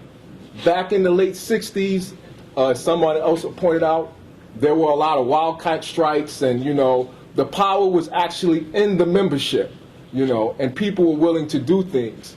Now we try to base our power on what we can move, whether it's in City Hall or Albany, and it's a lot of lobbying. So we have all of these tens of millions of dollars, but no real power within the membership. And again, these are my opinions on what happened, but if you look at some of the stuff that's written now as they're trying to take away parts of the Taylor Law, if you read what some of these right-wing think tanks are saying, I don't think people in here probably read as much of that stuff as I do, but it's very interesting reading, because they make it sound like the Taylor Law is a great thing for unions, you know. There's a report, I have it here, called Tailor Made, that was done a couple of years by the Empire Center. If you go online, you can get it very easily. And they're talking about how the unions have too much power through the Taylor Law, particularly with the Tri-Borough Amendment, which is set to expire next month. For those of you who don't know what the Tri-Borough Amendment is, that's a section of the Taylor Law where it says if the contract is not settled, that the contract will just go as is, and if you have any automatic raises, you'll get that. So they're trying to, that sunsets every June, I think every 2 years in June, it sunsets next month. There's a lot of question, will Cuomo reinstate this Tri-Borough Law? You know, and it's something that you don't even hear people talking about, because every 2 years it always gets reinstated. I would think now that union leaders would put that out there to their membership, just so people understand, particularly the attacks we're having around the country of public sector unions, that maybe that won't be in place. And there was actually meetings, from what I'm hearing, that were taking place where some union leaders, now I wasn't in the room with them, but some union leaders are actually talking about maybe we should let it set and bargain when the economy's better in 2 or 3 years. You know, this is what other people tell me in the business. So I would tell people to, if you're in a public sector union, if you want to know what's going on, to take a real serious look at the Tri-Borough Amendment. Like I said, it will sunset. The other thing that I think is of major impact, if you look back at the strike of 2005, was how racist it got when we went out on strike. The articles, and I wish I had most of them, but I had a flood in my basement, I lost them. But if you can go back and look at what was being written about Roger Toussaint and a lot of the leadership in the union at that time, it was pretty amazing. And at the same time, the reaction, the change that took place from the membership. I can honestly say, from when we first went out on strike, a lot of people didn't want to go, but when we went to go back, a lot of people didn't want to go back. I think the members understood that we didn't stay out long enough, but that's one of the reasons I voted no, because those of us that was in the no knew, if we were, anybody that was on that board that was really paying attention, we weren't preparing for a long strike. You know, and that was one of the problems I had raised to people, that, you know, this can't be, you can't think it's going to take 2 or 3 days, you know, because many people thought 2 days would be enough, 2 or 3 days would be enough. That was the discussion that was taking place among some people on the board, and personally I had a problem with that. The other thing, talking to a lot of board members, they didn't even know that we would lose dues checkoff, and I was like, you're sitting here on this board, and when I raised these issues to people, they would just look at me with like a blank. They would go, well, what's dues checkoff? You know, so for me, it got scary. And again, that's one of the reasons I said, I don't think we should do this at this time. I think, personally, the union was in a much better position in 2002 or 1999 to go out on strike. I think the members were much more geared up And I think the 2005 was almost, in many ways, an afterthought. Like, yeah, we've been saying we're going to do this. Let's do it now. And it sounds funny, but that's how it was for a lot of people in the room. The other thing I find about the Taylor Law, in particular, is that we only look at the fact that you can't strike around in relationship to the Taylor Law in New York. If you look at history itself, since 1935, after they gave us the right to organize, they've been attacking our right to strike since then. James Gray Pope of Rutgers wrote a great paper on this, on how since the 30s they've been trying to reduce our right to strike. And sometimes I think, particularly here in New York, we get caught up on this Taylor Law thing and say, oh, the Taylor Law is unjust. When if you look at, every state and county, they really try to limit our ability to strike. And they do that, and James Gray Pope's work, he lists in a series of ways and how they try to do that legally to stop people from striking. My position has always been this. When people get up the will or the nerve or just had enough of something, they will automatically start doing things that are considered militant or considered, actions or whatever. Too many times I think we look for this to happen at the leadership level.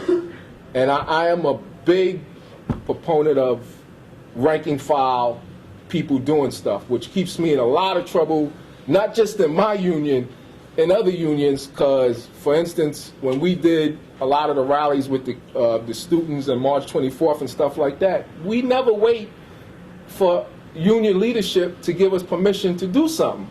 If you're going to do something, go out, talk to some other members and say, this is what we're going to do. Too many times I find that people are saying, well, we're trying to get buy-in from the leadership.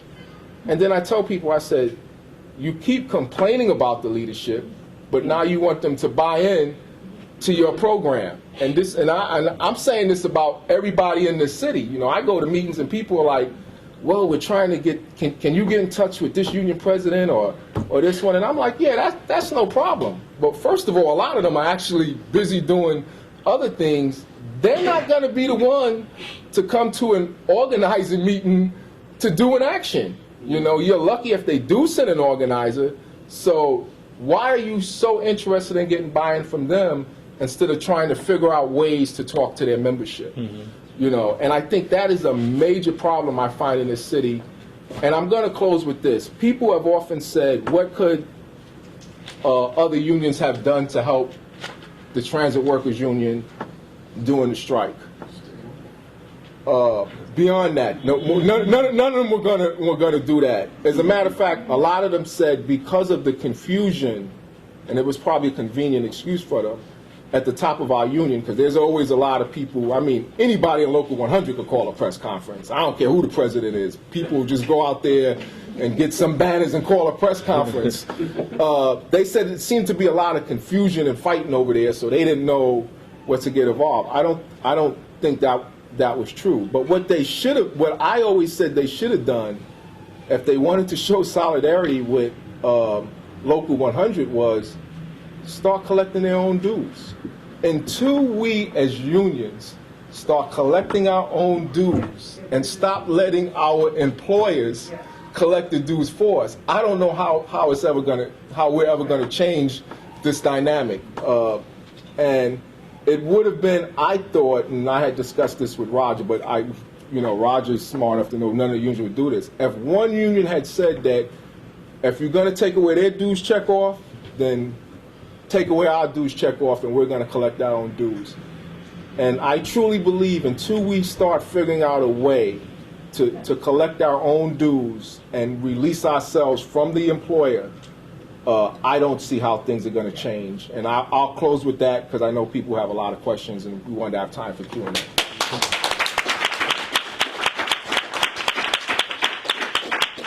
Thank you, Marvin. So right now we have some time for not only people to raise some questions, but also to share some of your own experiences with organizing. There are people from different unions, people with a variety of labor and organizing experience. So what I'd like to do is encourage people to speak, and for us also to definitely listen to people who might be new to this discussion about striking, about the Taylor Law, about union organizing. And so we do have some time to get several people to jump in. So what I'll do is just take a list of people based on just an article of clothing that you have. So I've already seen 3 people here. Okay. Hang on just 1 second. And while people are speaking, if you'd also like to raise your hand, then don't feel like you need to raise your hand after someone finishes up. Okay. You want to start us off? Sure. And also, please announce yourself, too. Give your name if you can. My name is Doug. I'm a student here at the Grad Center and member of PSC. So I got a couple questions. My first one is for Marvin. Because on the one hand, you're saying that, like, you know, losing dues checkoff has really screwed TWU 100. But on the other hand, you're saying we've got to stop using dues checkoff. So how does that work, right? I mean, like, if dues checkoff, if losing dues checkoff screws, I mean, because why hasn't, like, if you would actually be stronger if you got rid of dues checkoff, why hasn't TWU, you know, been able to rebuild on that basis after losing it? And what would actually need to happen? I mean, like, how would you see that actually happening? And my other question is, people are going to have to pardon my ignorance here. I mean, I know the Taylor Law lets them take away dues checkoff and you can get fined.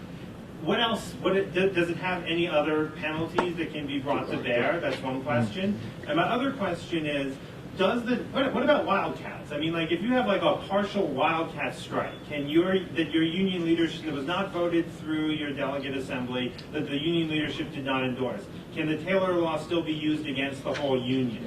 Okay, so Chandor is nodding yes. I guess that question is answered. But and you know, and I guess this also applies. Like, you know, what happens about like 1 day walkouts, or even like, you know, walkouts that happen that are just like in an afternoon. They're temporary. You walk out for an hour. You have a rally. You go back in. Can you still get the full weight of the Taylor Law brought down on you? So basically, okay. So I'm getting all my answers from Chandor over here. If other people want to chime in, that would be welcome. But I'll finish up. My last question. So it's basically, it sounds like you just anything that even resembles a strike, they can hit you with the whole Taylor Law. Is that the situation? You can call it sick. Sick outs? What about sick outs? Sick outs, you get it. I just want to. Well, actually, I mean, if you all wouldn't mind, what might be better is for us to get a few different questions and comments from the floor, and then after that we can have people come back in from the front. In the back, if you wanted to jump in. Hi, I'm Allison. I'm a co-coordinator with the Adjunct Project. I have a question for Marvin, or I'm interested in when he raised up the Triborough amendment. I had no idea what you were saying about the possibility that Cuomo just might let that amendment be done. I don't know. I'm wondering what would happen if that were the case. I know that's like kind of one of the most positive aspects of a very complex law, which is the Taylor Law. So has that happened before, where that sunset has occurred and people don't have a contract? Like, I'm really, what would actually happen to us as CUNY workers if we just no longer, if that contract wasn't sustained? That's kind of scary. Okay. So, and also anyone from the floor, if you'd also like to help answer these questions too, then please feel free to. Gentlemen? I think we're referring to the Triborough Doctrine, which was basically the Triborough Bridge and Tunnel Authority was on strike, and while they were a job action, a strike, I'll never remember which, the employer tried to unilaterally take away some of their conditions of employment. And if the court determined that that was illegal, that the contract continued into a new contract was negotiated, current terms, whatever the contract was. Okay. And right up here at the front. This goes to everybody. One of the problems I've had with unions is not educating your base. And I strongly got to speak to the teachers in the room. You have to stop teaching this kind of union kind of crap that's been going on in classrooms, because the folks come out of the classroom, and this is not for those that are doing it on the job, because I know plenty of you in here, we've been in plenty of struggles together, but this really has to go across the board. This Reaganite nonsense has been going on in the classroom is biting me in the behind. You got kids that don't, I talk to kids on my block, they don't know what the Taylor Law is. They said, "Oh, man, I heard about it." Now, that's one piece. The other piece about dues check off, maybe you need to do what I did. I heard they got punished. I sent them some cash. Several times. Now, I'm pissed that you stopped sending me the newsletter. So you got to stop, But if you're in solidarity, you're in solidarity. Fuck what Randy said. Because Randy screwed all you teachers. I bet you there was an underdeal, because, teachers used to do stuff. My mother was a teacher. They used to strike, except in '68, which wasn't a good cause, but, we need to look at that. And the other thing is, when is the union going to start defending people who are on probation? One of the ways they break transit workers, postal, got a year's probation. I got kicked out a week before my probation was up, because I was a transit worker, for riding a bicycle too fast in the parking lot. I'm talking about a regular bicycle riding to work, where the rule was really written, because I worked in a bus barn. It was supposed to be, you're not supposed to be screeching your tires. But all that kind of bullying went on. And matter of fact, the only thing, the rep had to sit in the room and listen to me act like an attorney and piss off the boss because I used bigger words and used to make him look them up. But that's serious, because a young person comes off out of school and gets on the transit, and they go, "Well, why the hell I got to pay union dues if you can't do shit for me?" Because the first thing they do is they pick on this guy as you come in. And one of the other ways they broke you is they got rid of the cleaners. They started using welfare workers to break.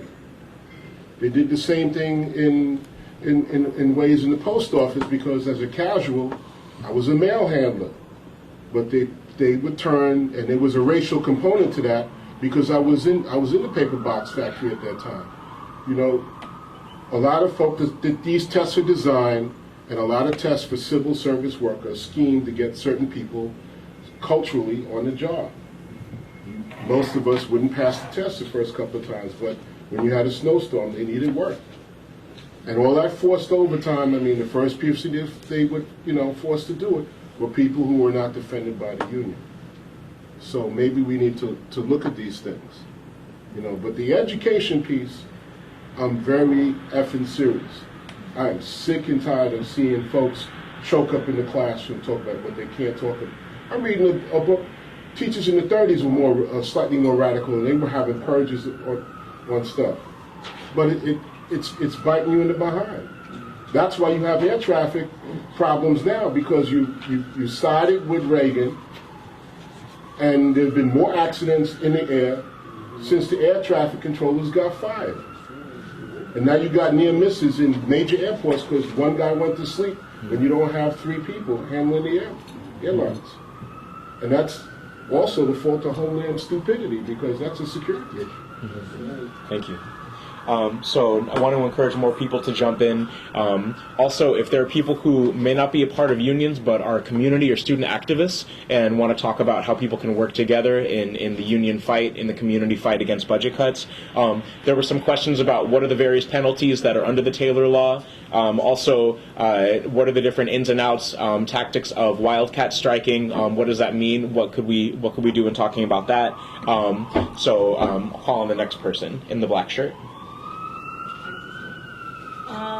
My name is Marjorie Stanhope. I'm in Class Double Education Workers, which is a radical Marxist tendency both in the PSC and in the UFT, and I'm actually in both unions because I teach at the Board of Education. I adjunct here at Hunter.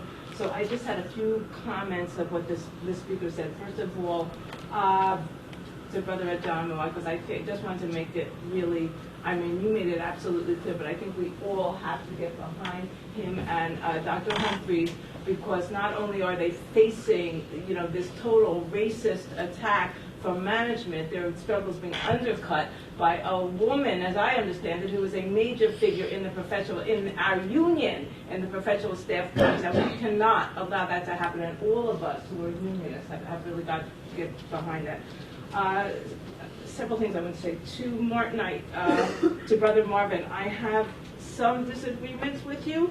I agree with you 100% on the dues checkoff. If we're going to let management control the money, that has to stop. That is like total class collaboration. Is one of the things that paralyzes us as unions.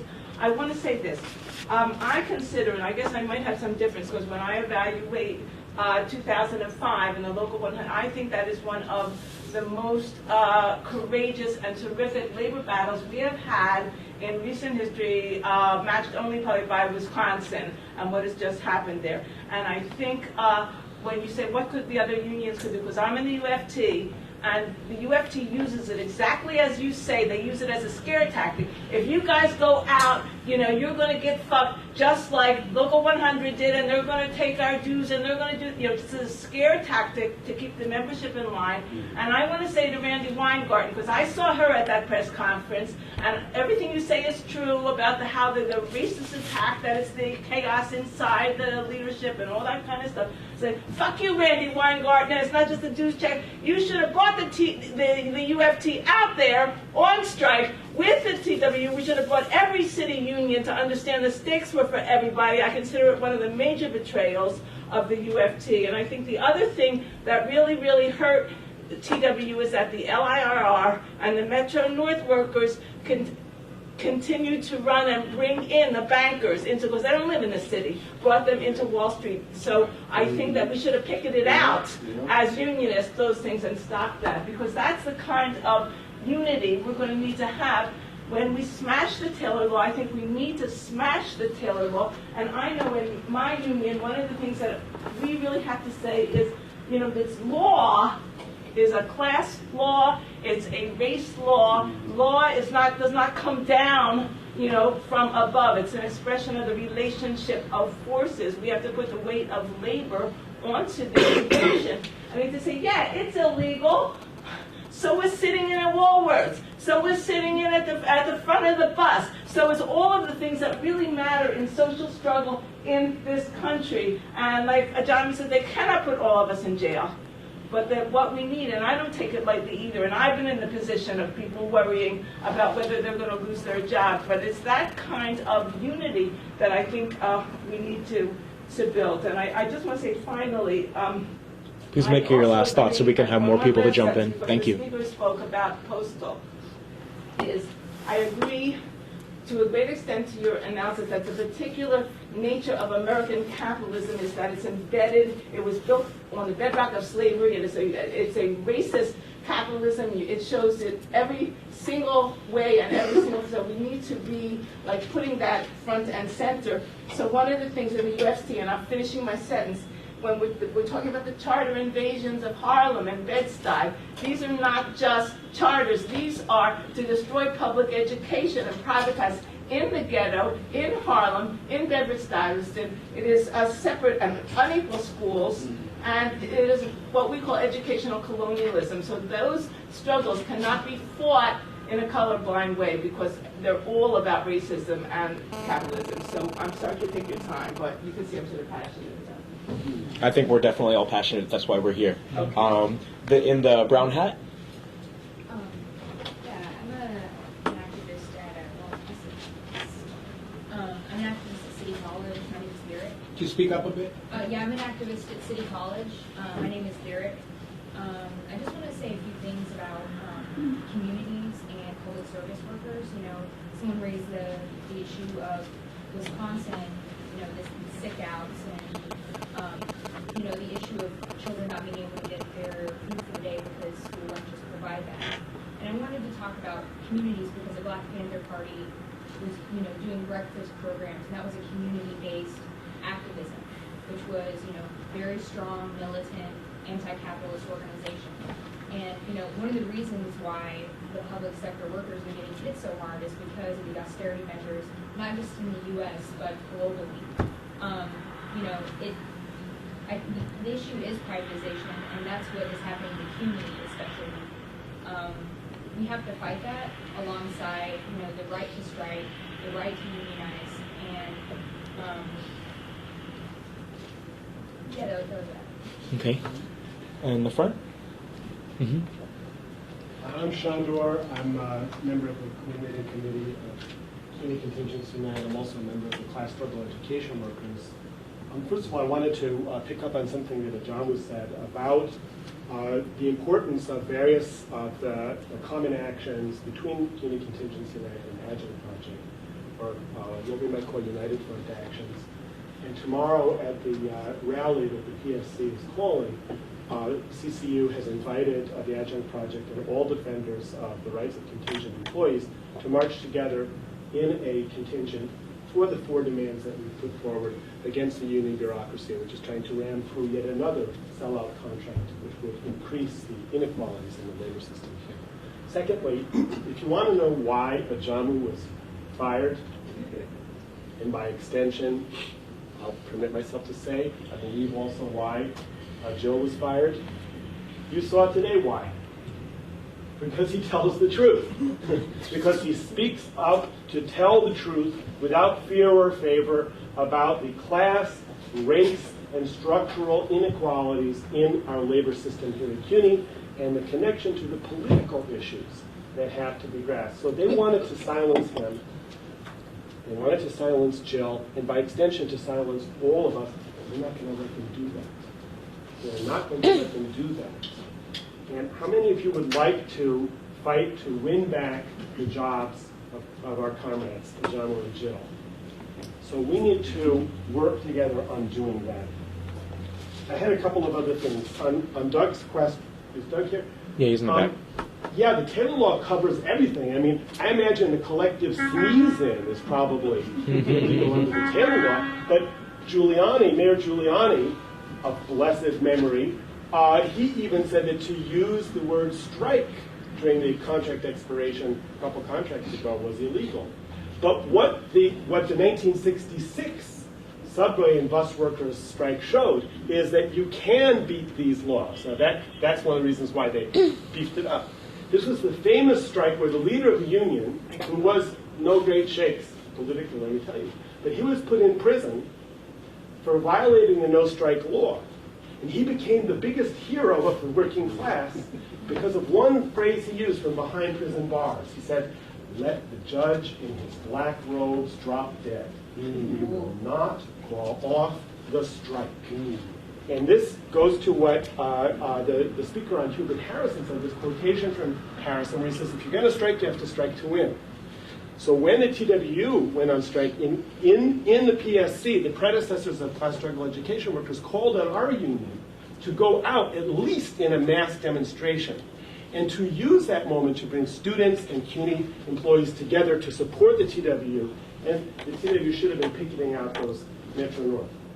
Now, the thing that you have to grasp, I really believe this, and I think that this is one of the differences that some of us have with some of the people who are also involved in important ways in the struggles. Politics, you have to grasp the politics, and it's all about the Democratic Party. So when we come to these meetings, those two words, you hear us say them over and over again, Democratic Party. Because the struggle in Wisconsin has been buried and sold out in the service of the Democratic Party. The leader of the attack on public education and teachers' unions is a man called Barack Obama. Okay? To say that Democratic Party politicians are key allies in the struggle is simply false, in my view. And this includes Charles Barron and the Freedom Party. Charles Barron is still a Democrat. Doug, you wrote that he had broken from the Democratic Party. Actually, no. Look on his website. He's still a Democrat. He's still a capitalist politician. And finally, the union bureaucracy. Please make this your last point. Sure thing. Thanks. Union bureaucracy. Why do they do what they do? Because they just hate adjuncts? Because they're just evil adjunct haters?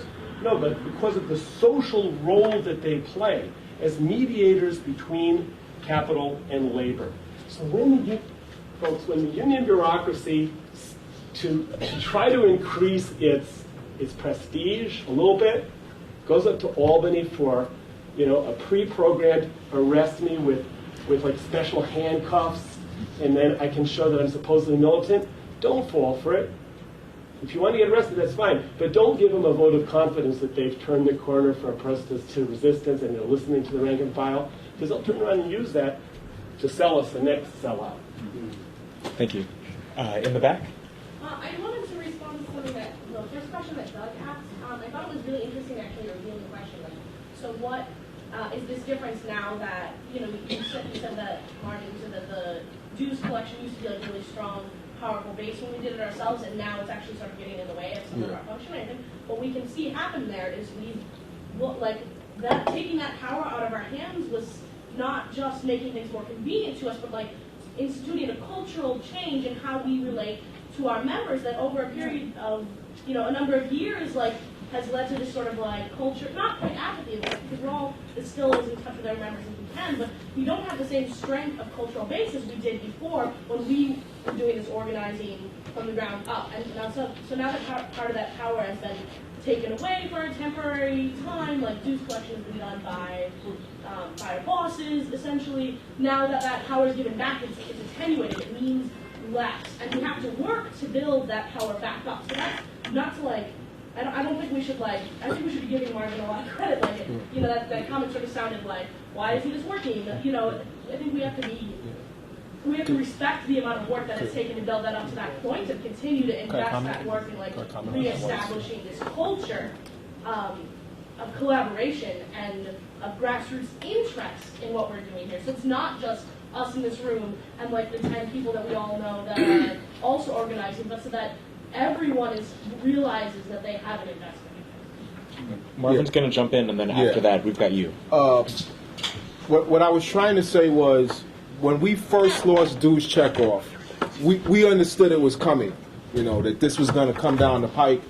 And we started, we had to figure it out, and we started organizing to collect the dues ourselves. And that became and we discussed this. I mean, even amongst the one thing even though everybody in the room didn't love each other and everybody wasn't a big fan, didn't necessarily have to be a big fan of the president, it was like, this could be a powerful organizing tool. This could actually, because we had to go out and do it. You now had to go out and talk to your members and actually get them to pay dues. And in the beginning, that's what it was. But then it became a political thing, as always things do in union. And people said, after a while, when the next election came around, we knew who had paid dues and who could vote, So by this time, I was no longer in with the union leadership. And it was actually said that because we now became dissidents because we didn't get along with the union leadership, they said that we were actually telling people not to pay their dues. Now, what sense would that make? That if they didn't pay their dues, they couldn't vote anyway. But it became a political tool instead of an organizing tool. And, but no one understood this more than Roger Toussaint, because Roger was the one who said in the beginning, we could make this an organizing tool and use it to build the union. But then it became, elections come and union presidents become political animals again. And that's what I was trying to say. Had we stayed on that track and said, listen, because the goal was eventually to get every member to pay their dues directly to the union, because it's with banking and stuff now. But once they restored dues checkoff, we had almost 10,000 members that were paying their dues directly to the membership. The union decided, well, it's easier if we just let the boss collect it and actually let people off the hook. And that's what I was trying to say, that it should be an organizing tool, and the main thing is, look, we getting ready to go into I got officers right now who don't want to go out and talk to the members, So my thing is, the more you can get people to engage the membership within whatever dialogue it is, people are not necessarily going to always agree with what I got to say or what the other officers got to say, but at least let's have that dialogue. And I thought dues collection forced us to have that dialogue. I guess I'll take over. So I think Carl was next. I thought that all the panelists were really good, and I thought it all fit together really well, so I wanted to say thanks. And I wanted to first just throw out another bit of information on the discussion about the Triborough Amendment. I was recently at the NICET conference, which is, if you don't know, our New York State umbrella teachers union for public teachers. And that's the first time I've ever been to one of those things. It's really bizarre, totally dominated by the Unity Caucus and the U of T. But one thing that was especially bizarre was that there was a resolution in support of the Taylor Law. So I was like, what the hell? Why would a public sector union convention be supporting the Taylor Law? And I read the resolution and discovered that basically it was in defense of the Triborough Amendment, saying we should have to support the Taylor Law so that they don't take away the Triborough Amendment. And I think I agree with you that the Triborough Amendment's worth defending, very important, but it's just really sneaky by the state and bosses to basically get us connected to something. Then we'll defend a larger thing which is totally against our own interests. That was weird. The other thing I wanted to say, and I think this when Marvin was talking about the welfare workers strike in the mid-'60s, and I think this goes to what Cindy was saying about how strikes in public service sectors are sometimes weird because then you're affecting community members who are consumers, and also what Lyric was saying about connecting with community groups. If I'm not wrong, the welfare workers strike in the mid-1960s succeeded because those workers made their demands not just what they were about, but also about what their recipients would receive. And so therefore it got a lot of support from the community. And that made me think about this problem that we might face if we're ever prepared to go out and strike as CUNY faculty and staff. We totally have to build alliance with students and make our demands about what our students are also demanding, and then we won't face, well, we might not face this crazy backlash from our so-called consumers that we're not serving when we're out on strike. Thank you. In the back? Me? I just was like, I think that sort of just drawing on what Carl was saying, I think for the way I've always been taught and the way I always looked at it is that collective bargaining it's a deal with the devil. Unions got this big important thing, collective bargaining, just cause, grievance and arbitration procedures, basically everything that most people think of when they think of unions. And what management got was labor peace. And for a bunch of years, people were pretty happy with that. There was a big expansion of the middle class. Union membership grew. The power of working people rose. But since maybe the early '60s, it hasn't been tilting in labor's favor in the same way. And so I think I'm always conflicted because probably people in Wisconsin would have been happy to. They probably have a no strike clause in their public employee collective bargaining empowerment, whatever it's called there. And they're happy. They'd be, one of your unions just been decertified by the governor. You're probably happy to take a no strike clause in order to negotiate for just cause and grievance and arbitration procedures. So I think, but it's definitely, I think the way of thinking of it as an agreement with a bargain with the devil is true. Is unions have given up the absolute right to fuck shit up whenever they want, in exchange for these other things. And I think that's a big dilemma facing us all. Everybody who believes in rank and file led organizations is a big dilemma that we face when we try to build our organizations that represent our interests. Thank you. So actually, you want to jump in, then you'll be the last person. Yeah, I agree with Marvin that transit workers were not ready. I was a member of staff, actually. I worked for Ajamu Sankofa, and I resigned in October of, right before the strike, October of '05. One of the reasons I resigned was because I didn't think we were preparing membership for the strike. And I'd been an executive board member. My name is George, by the way, George McAnama. I'd been an executive board member in 1980 when it was a rank and file strike from the bottom up. We took control of the executive board through the elections, and we were out 11 days. And I think we would have stayed out that weekend, we would have severely tested the Taylor Law. Because that weekend, they were allowed to gear up the system and have normal service on Monday morning. We went back to work on a Friday night. Makes no sense from a union perspective, but the union leadership is always worried about the union treasury.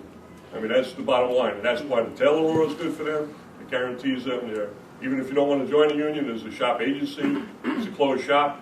If you don't pay your dues, you're still considered a shop agency person. The only thing you didn't get the benefit of being a union member. So this is a calculated thing that's been thrust on us, and it really causes divisions. And like Marvin, in 1980, when we went to go out, you look at each member and you say, this is 3 or 4 family members too. So not only are you taking the members out, you're taking out, in our case, over 100,000 people that are dependent upon those wages every week or two. So there's a lot of things that you've got to be thinking of. And I think the most recent strike in 2005, there was some talk of solidarity with Metro North workers and Long Island Railroad, and that never happened because the strike didn't last long enough to develop that relationship any further. Because at that point, they were without contracts as well. Let me just comment on that, because I think it's important to understand that I got calls from Long Island Railroad stewards and Metro North stewards that said, if you set up your picket lines at our stations, we will honor them. Right. I got a call, and when I went to do this, I got a call from the leadership and said, who the hell are you to set up we tell you where to set up the picket lines at. So members and rank and file, I mean, this is what happened. This is the history that people don't know about, you know, but at the rank and file level, people called me up because they knew of my activism in the union and said, we would, if you set it up at ours, then we will honor your picket lines, you know. And, you know, so that's in fairness to Long Island Railroad and Metro North. They wanted to be involved in that. Just real quick, I want to ask in your answer, because one of the strikes, what they did is with the office workers, they made a management to also take members out of the union. Could you speak to that? Because that's a policy that's been going on, where you have a shop and you have office workers, and they just make the office workers, they give them a management title, but they're not doing management work. They may be clerical. I'll answer that. Okay. Well, just basically, so that's all the time that we have for people to ask questions and throw in your 2 cents or $20. But just I wanted to make just a few quick announcements, and then we're going to kick it back for a few minutes to the panelists. Just statement number 1, on behalf of the Adjunct Project, I wanted to say thank you again for people for coming out. If you hadn't signed up on the clipboard in the back to get involved, to find out more about events happening like this, also as people were saying about a very serious defense and even offense campaign in supporting Ajamu and Jill as 2 fellow fighters who are currently under attack, then please sign up. Please stick around after the speakers are done so we can talk, maybe even go out and get a drink nearby. Also, I just wanted to announce the Adjunct Project, or members of the Adjunct Project are interested in starting up the idea of a summer strike study circle. And so discussing and reading various texts about past strikes, the workings of strikes, strategies and tactics. And so if anyone's interested in that, please speak with me after the meeting, and I'd be happy to get your contact info and be in touch with you about that. It's something that we're trying to get involved with people in over the summer. So with that, you want to start us out? Just a brief comment. In terms of Marvin's presentation, I hope if you have the time, if you haven't already done so, construct a report of this, because there is so much valuable information that a lot of folks don't know about. That's very nuanced. That would be extremely helpful for us to understand moving forward as we engage in struggle and strikes in the future. Because your presentation was incredibly valuable in that regard. A comment about the Triborough Amendment. There's a tendency, I think, there's a huge tendency to normalize our oppression in terms of thinking of, that what we have is what we deserve. I mean, can you imagine having the Triborough Amendment and the right to strike? Understand what power that is? And the Triborough Amendment was actually the sweet tea to make the denial of the right to strike palpable and something that people could handle. I often attend meetings of the Communication Workers of America. Their first vice president gave an update to its members in my presence of their decision not to get involved in contract negotiations. Now, I'm responding to a comment that Marvin made. Mayor Bloomberg is advocating in the contract negotiations for the tri-borough amendment to go away. That's his position.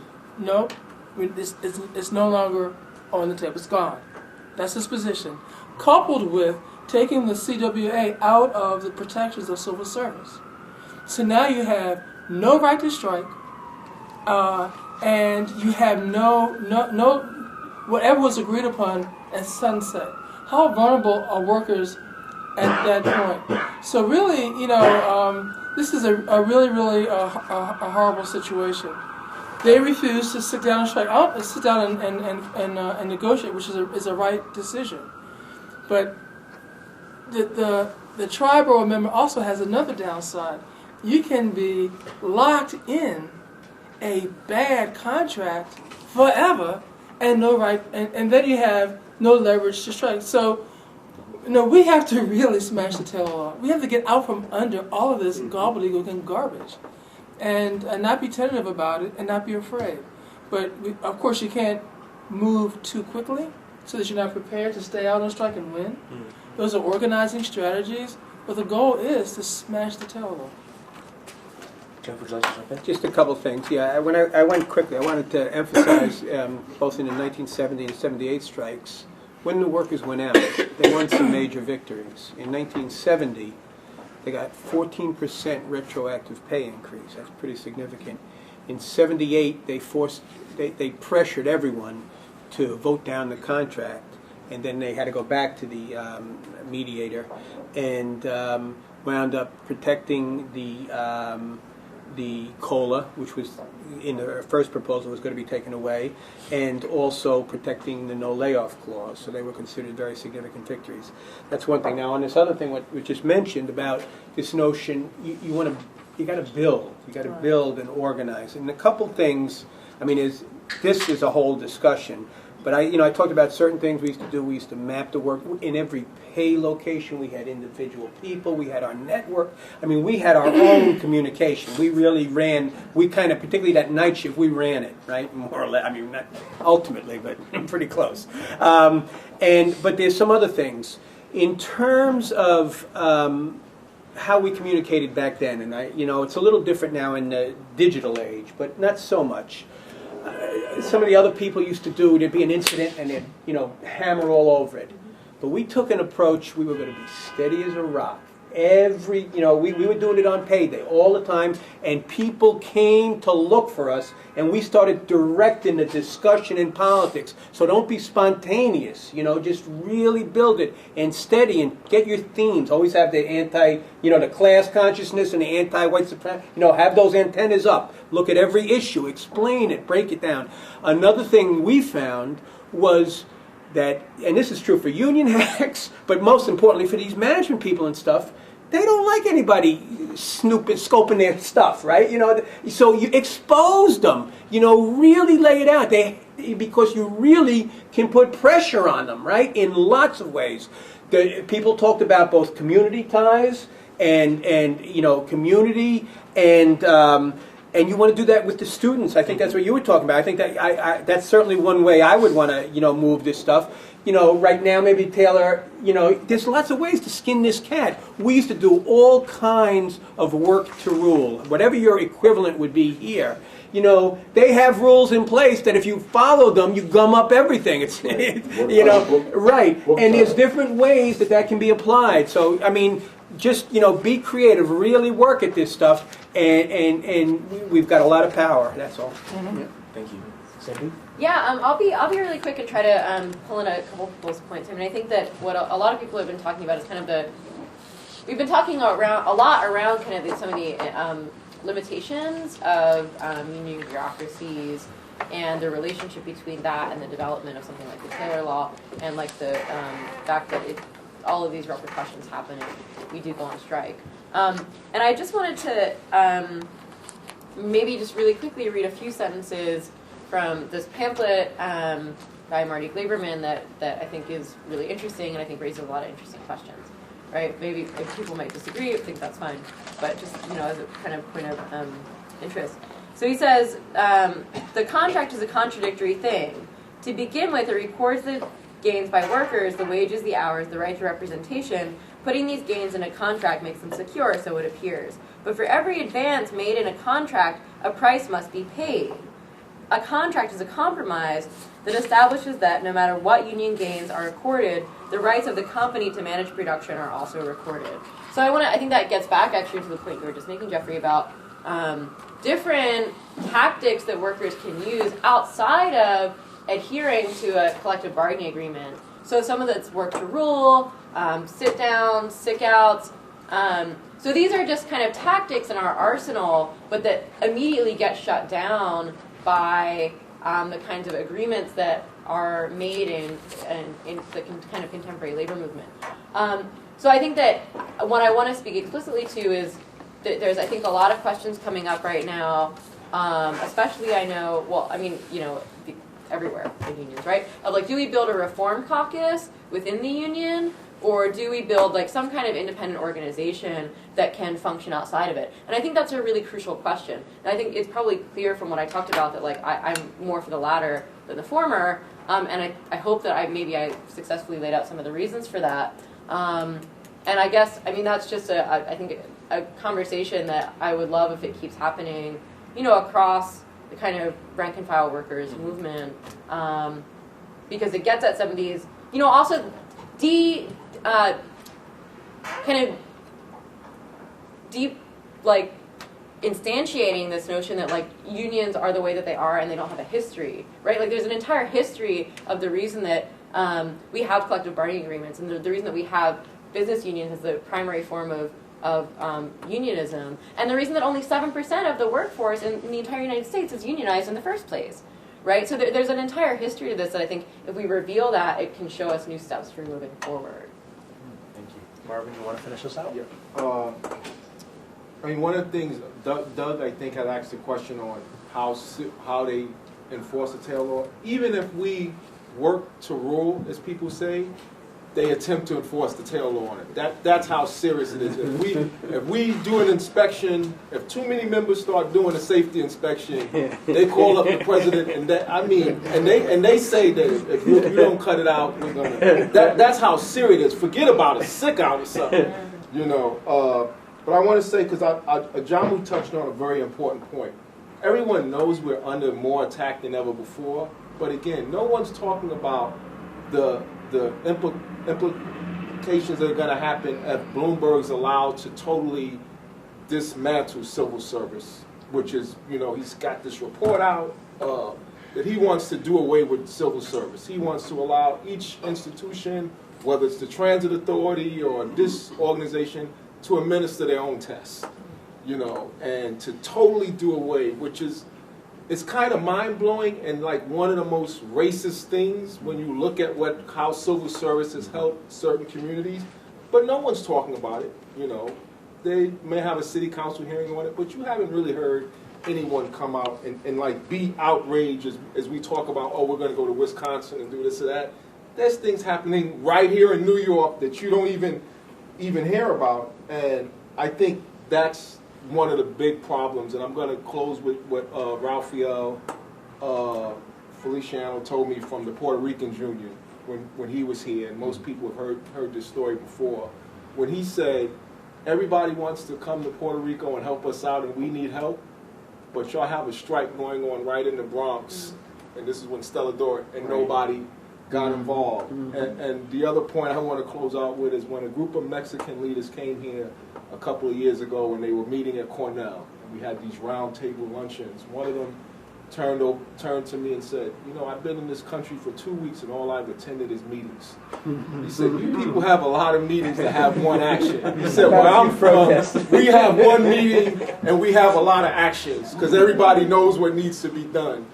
And we have to get to that point where we're not sitting here talking all the time, but we are moving in some form of action. Thank you.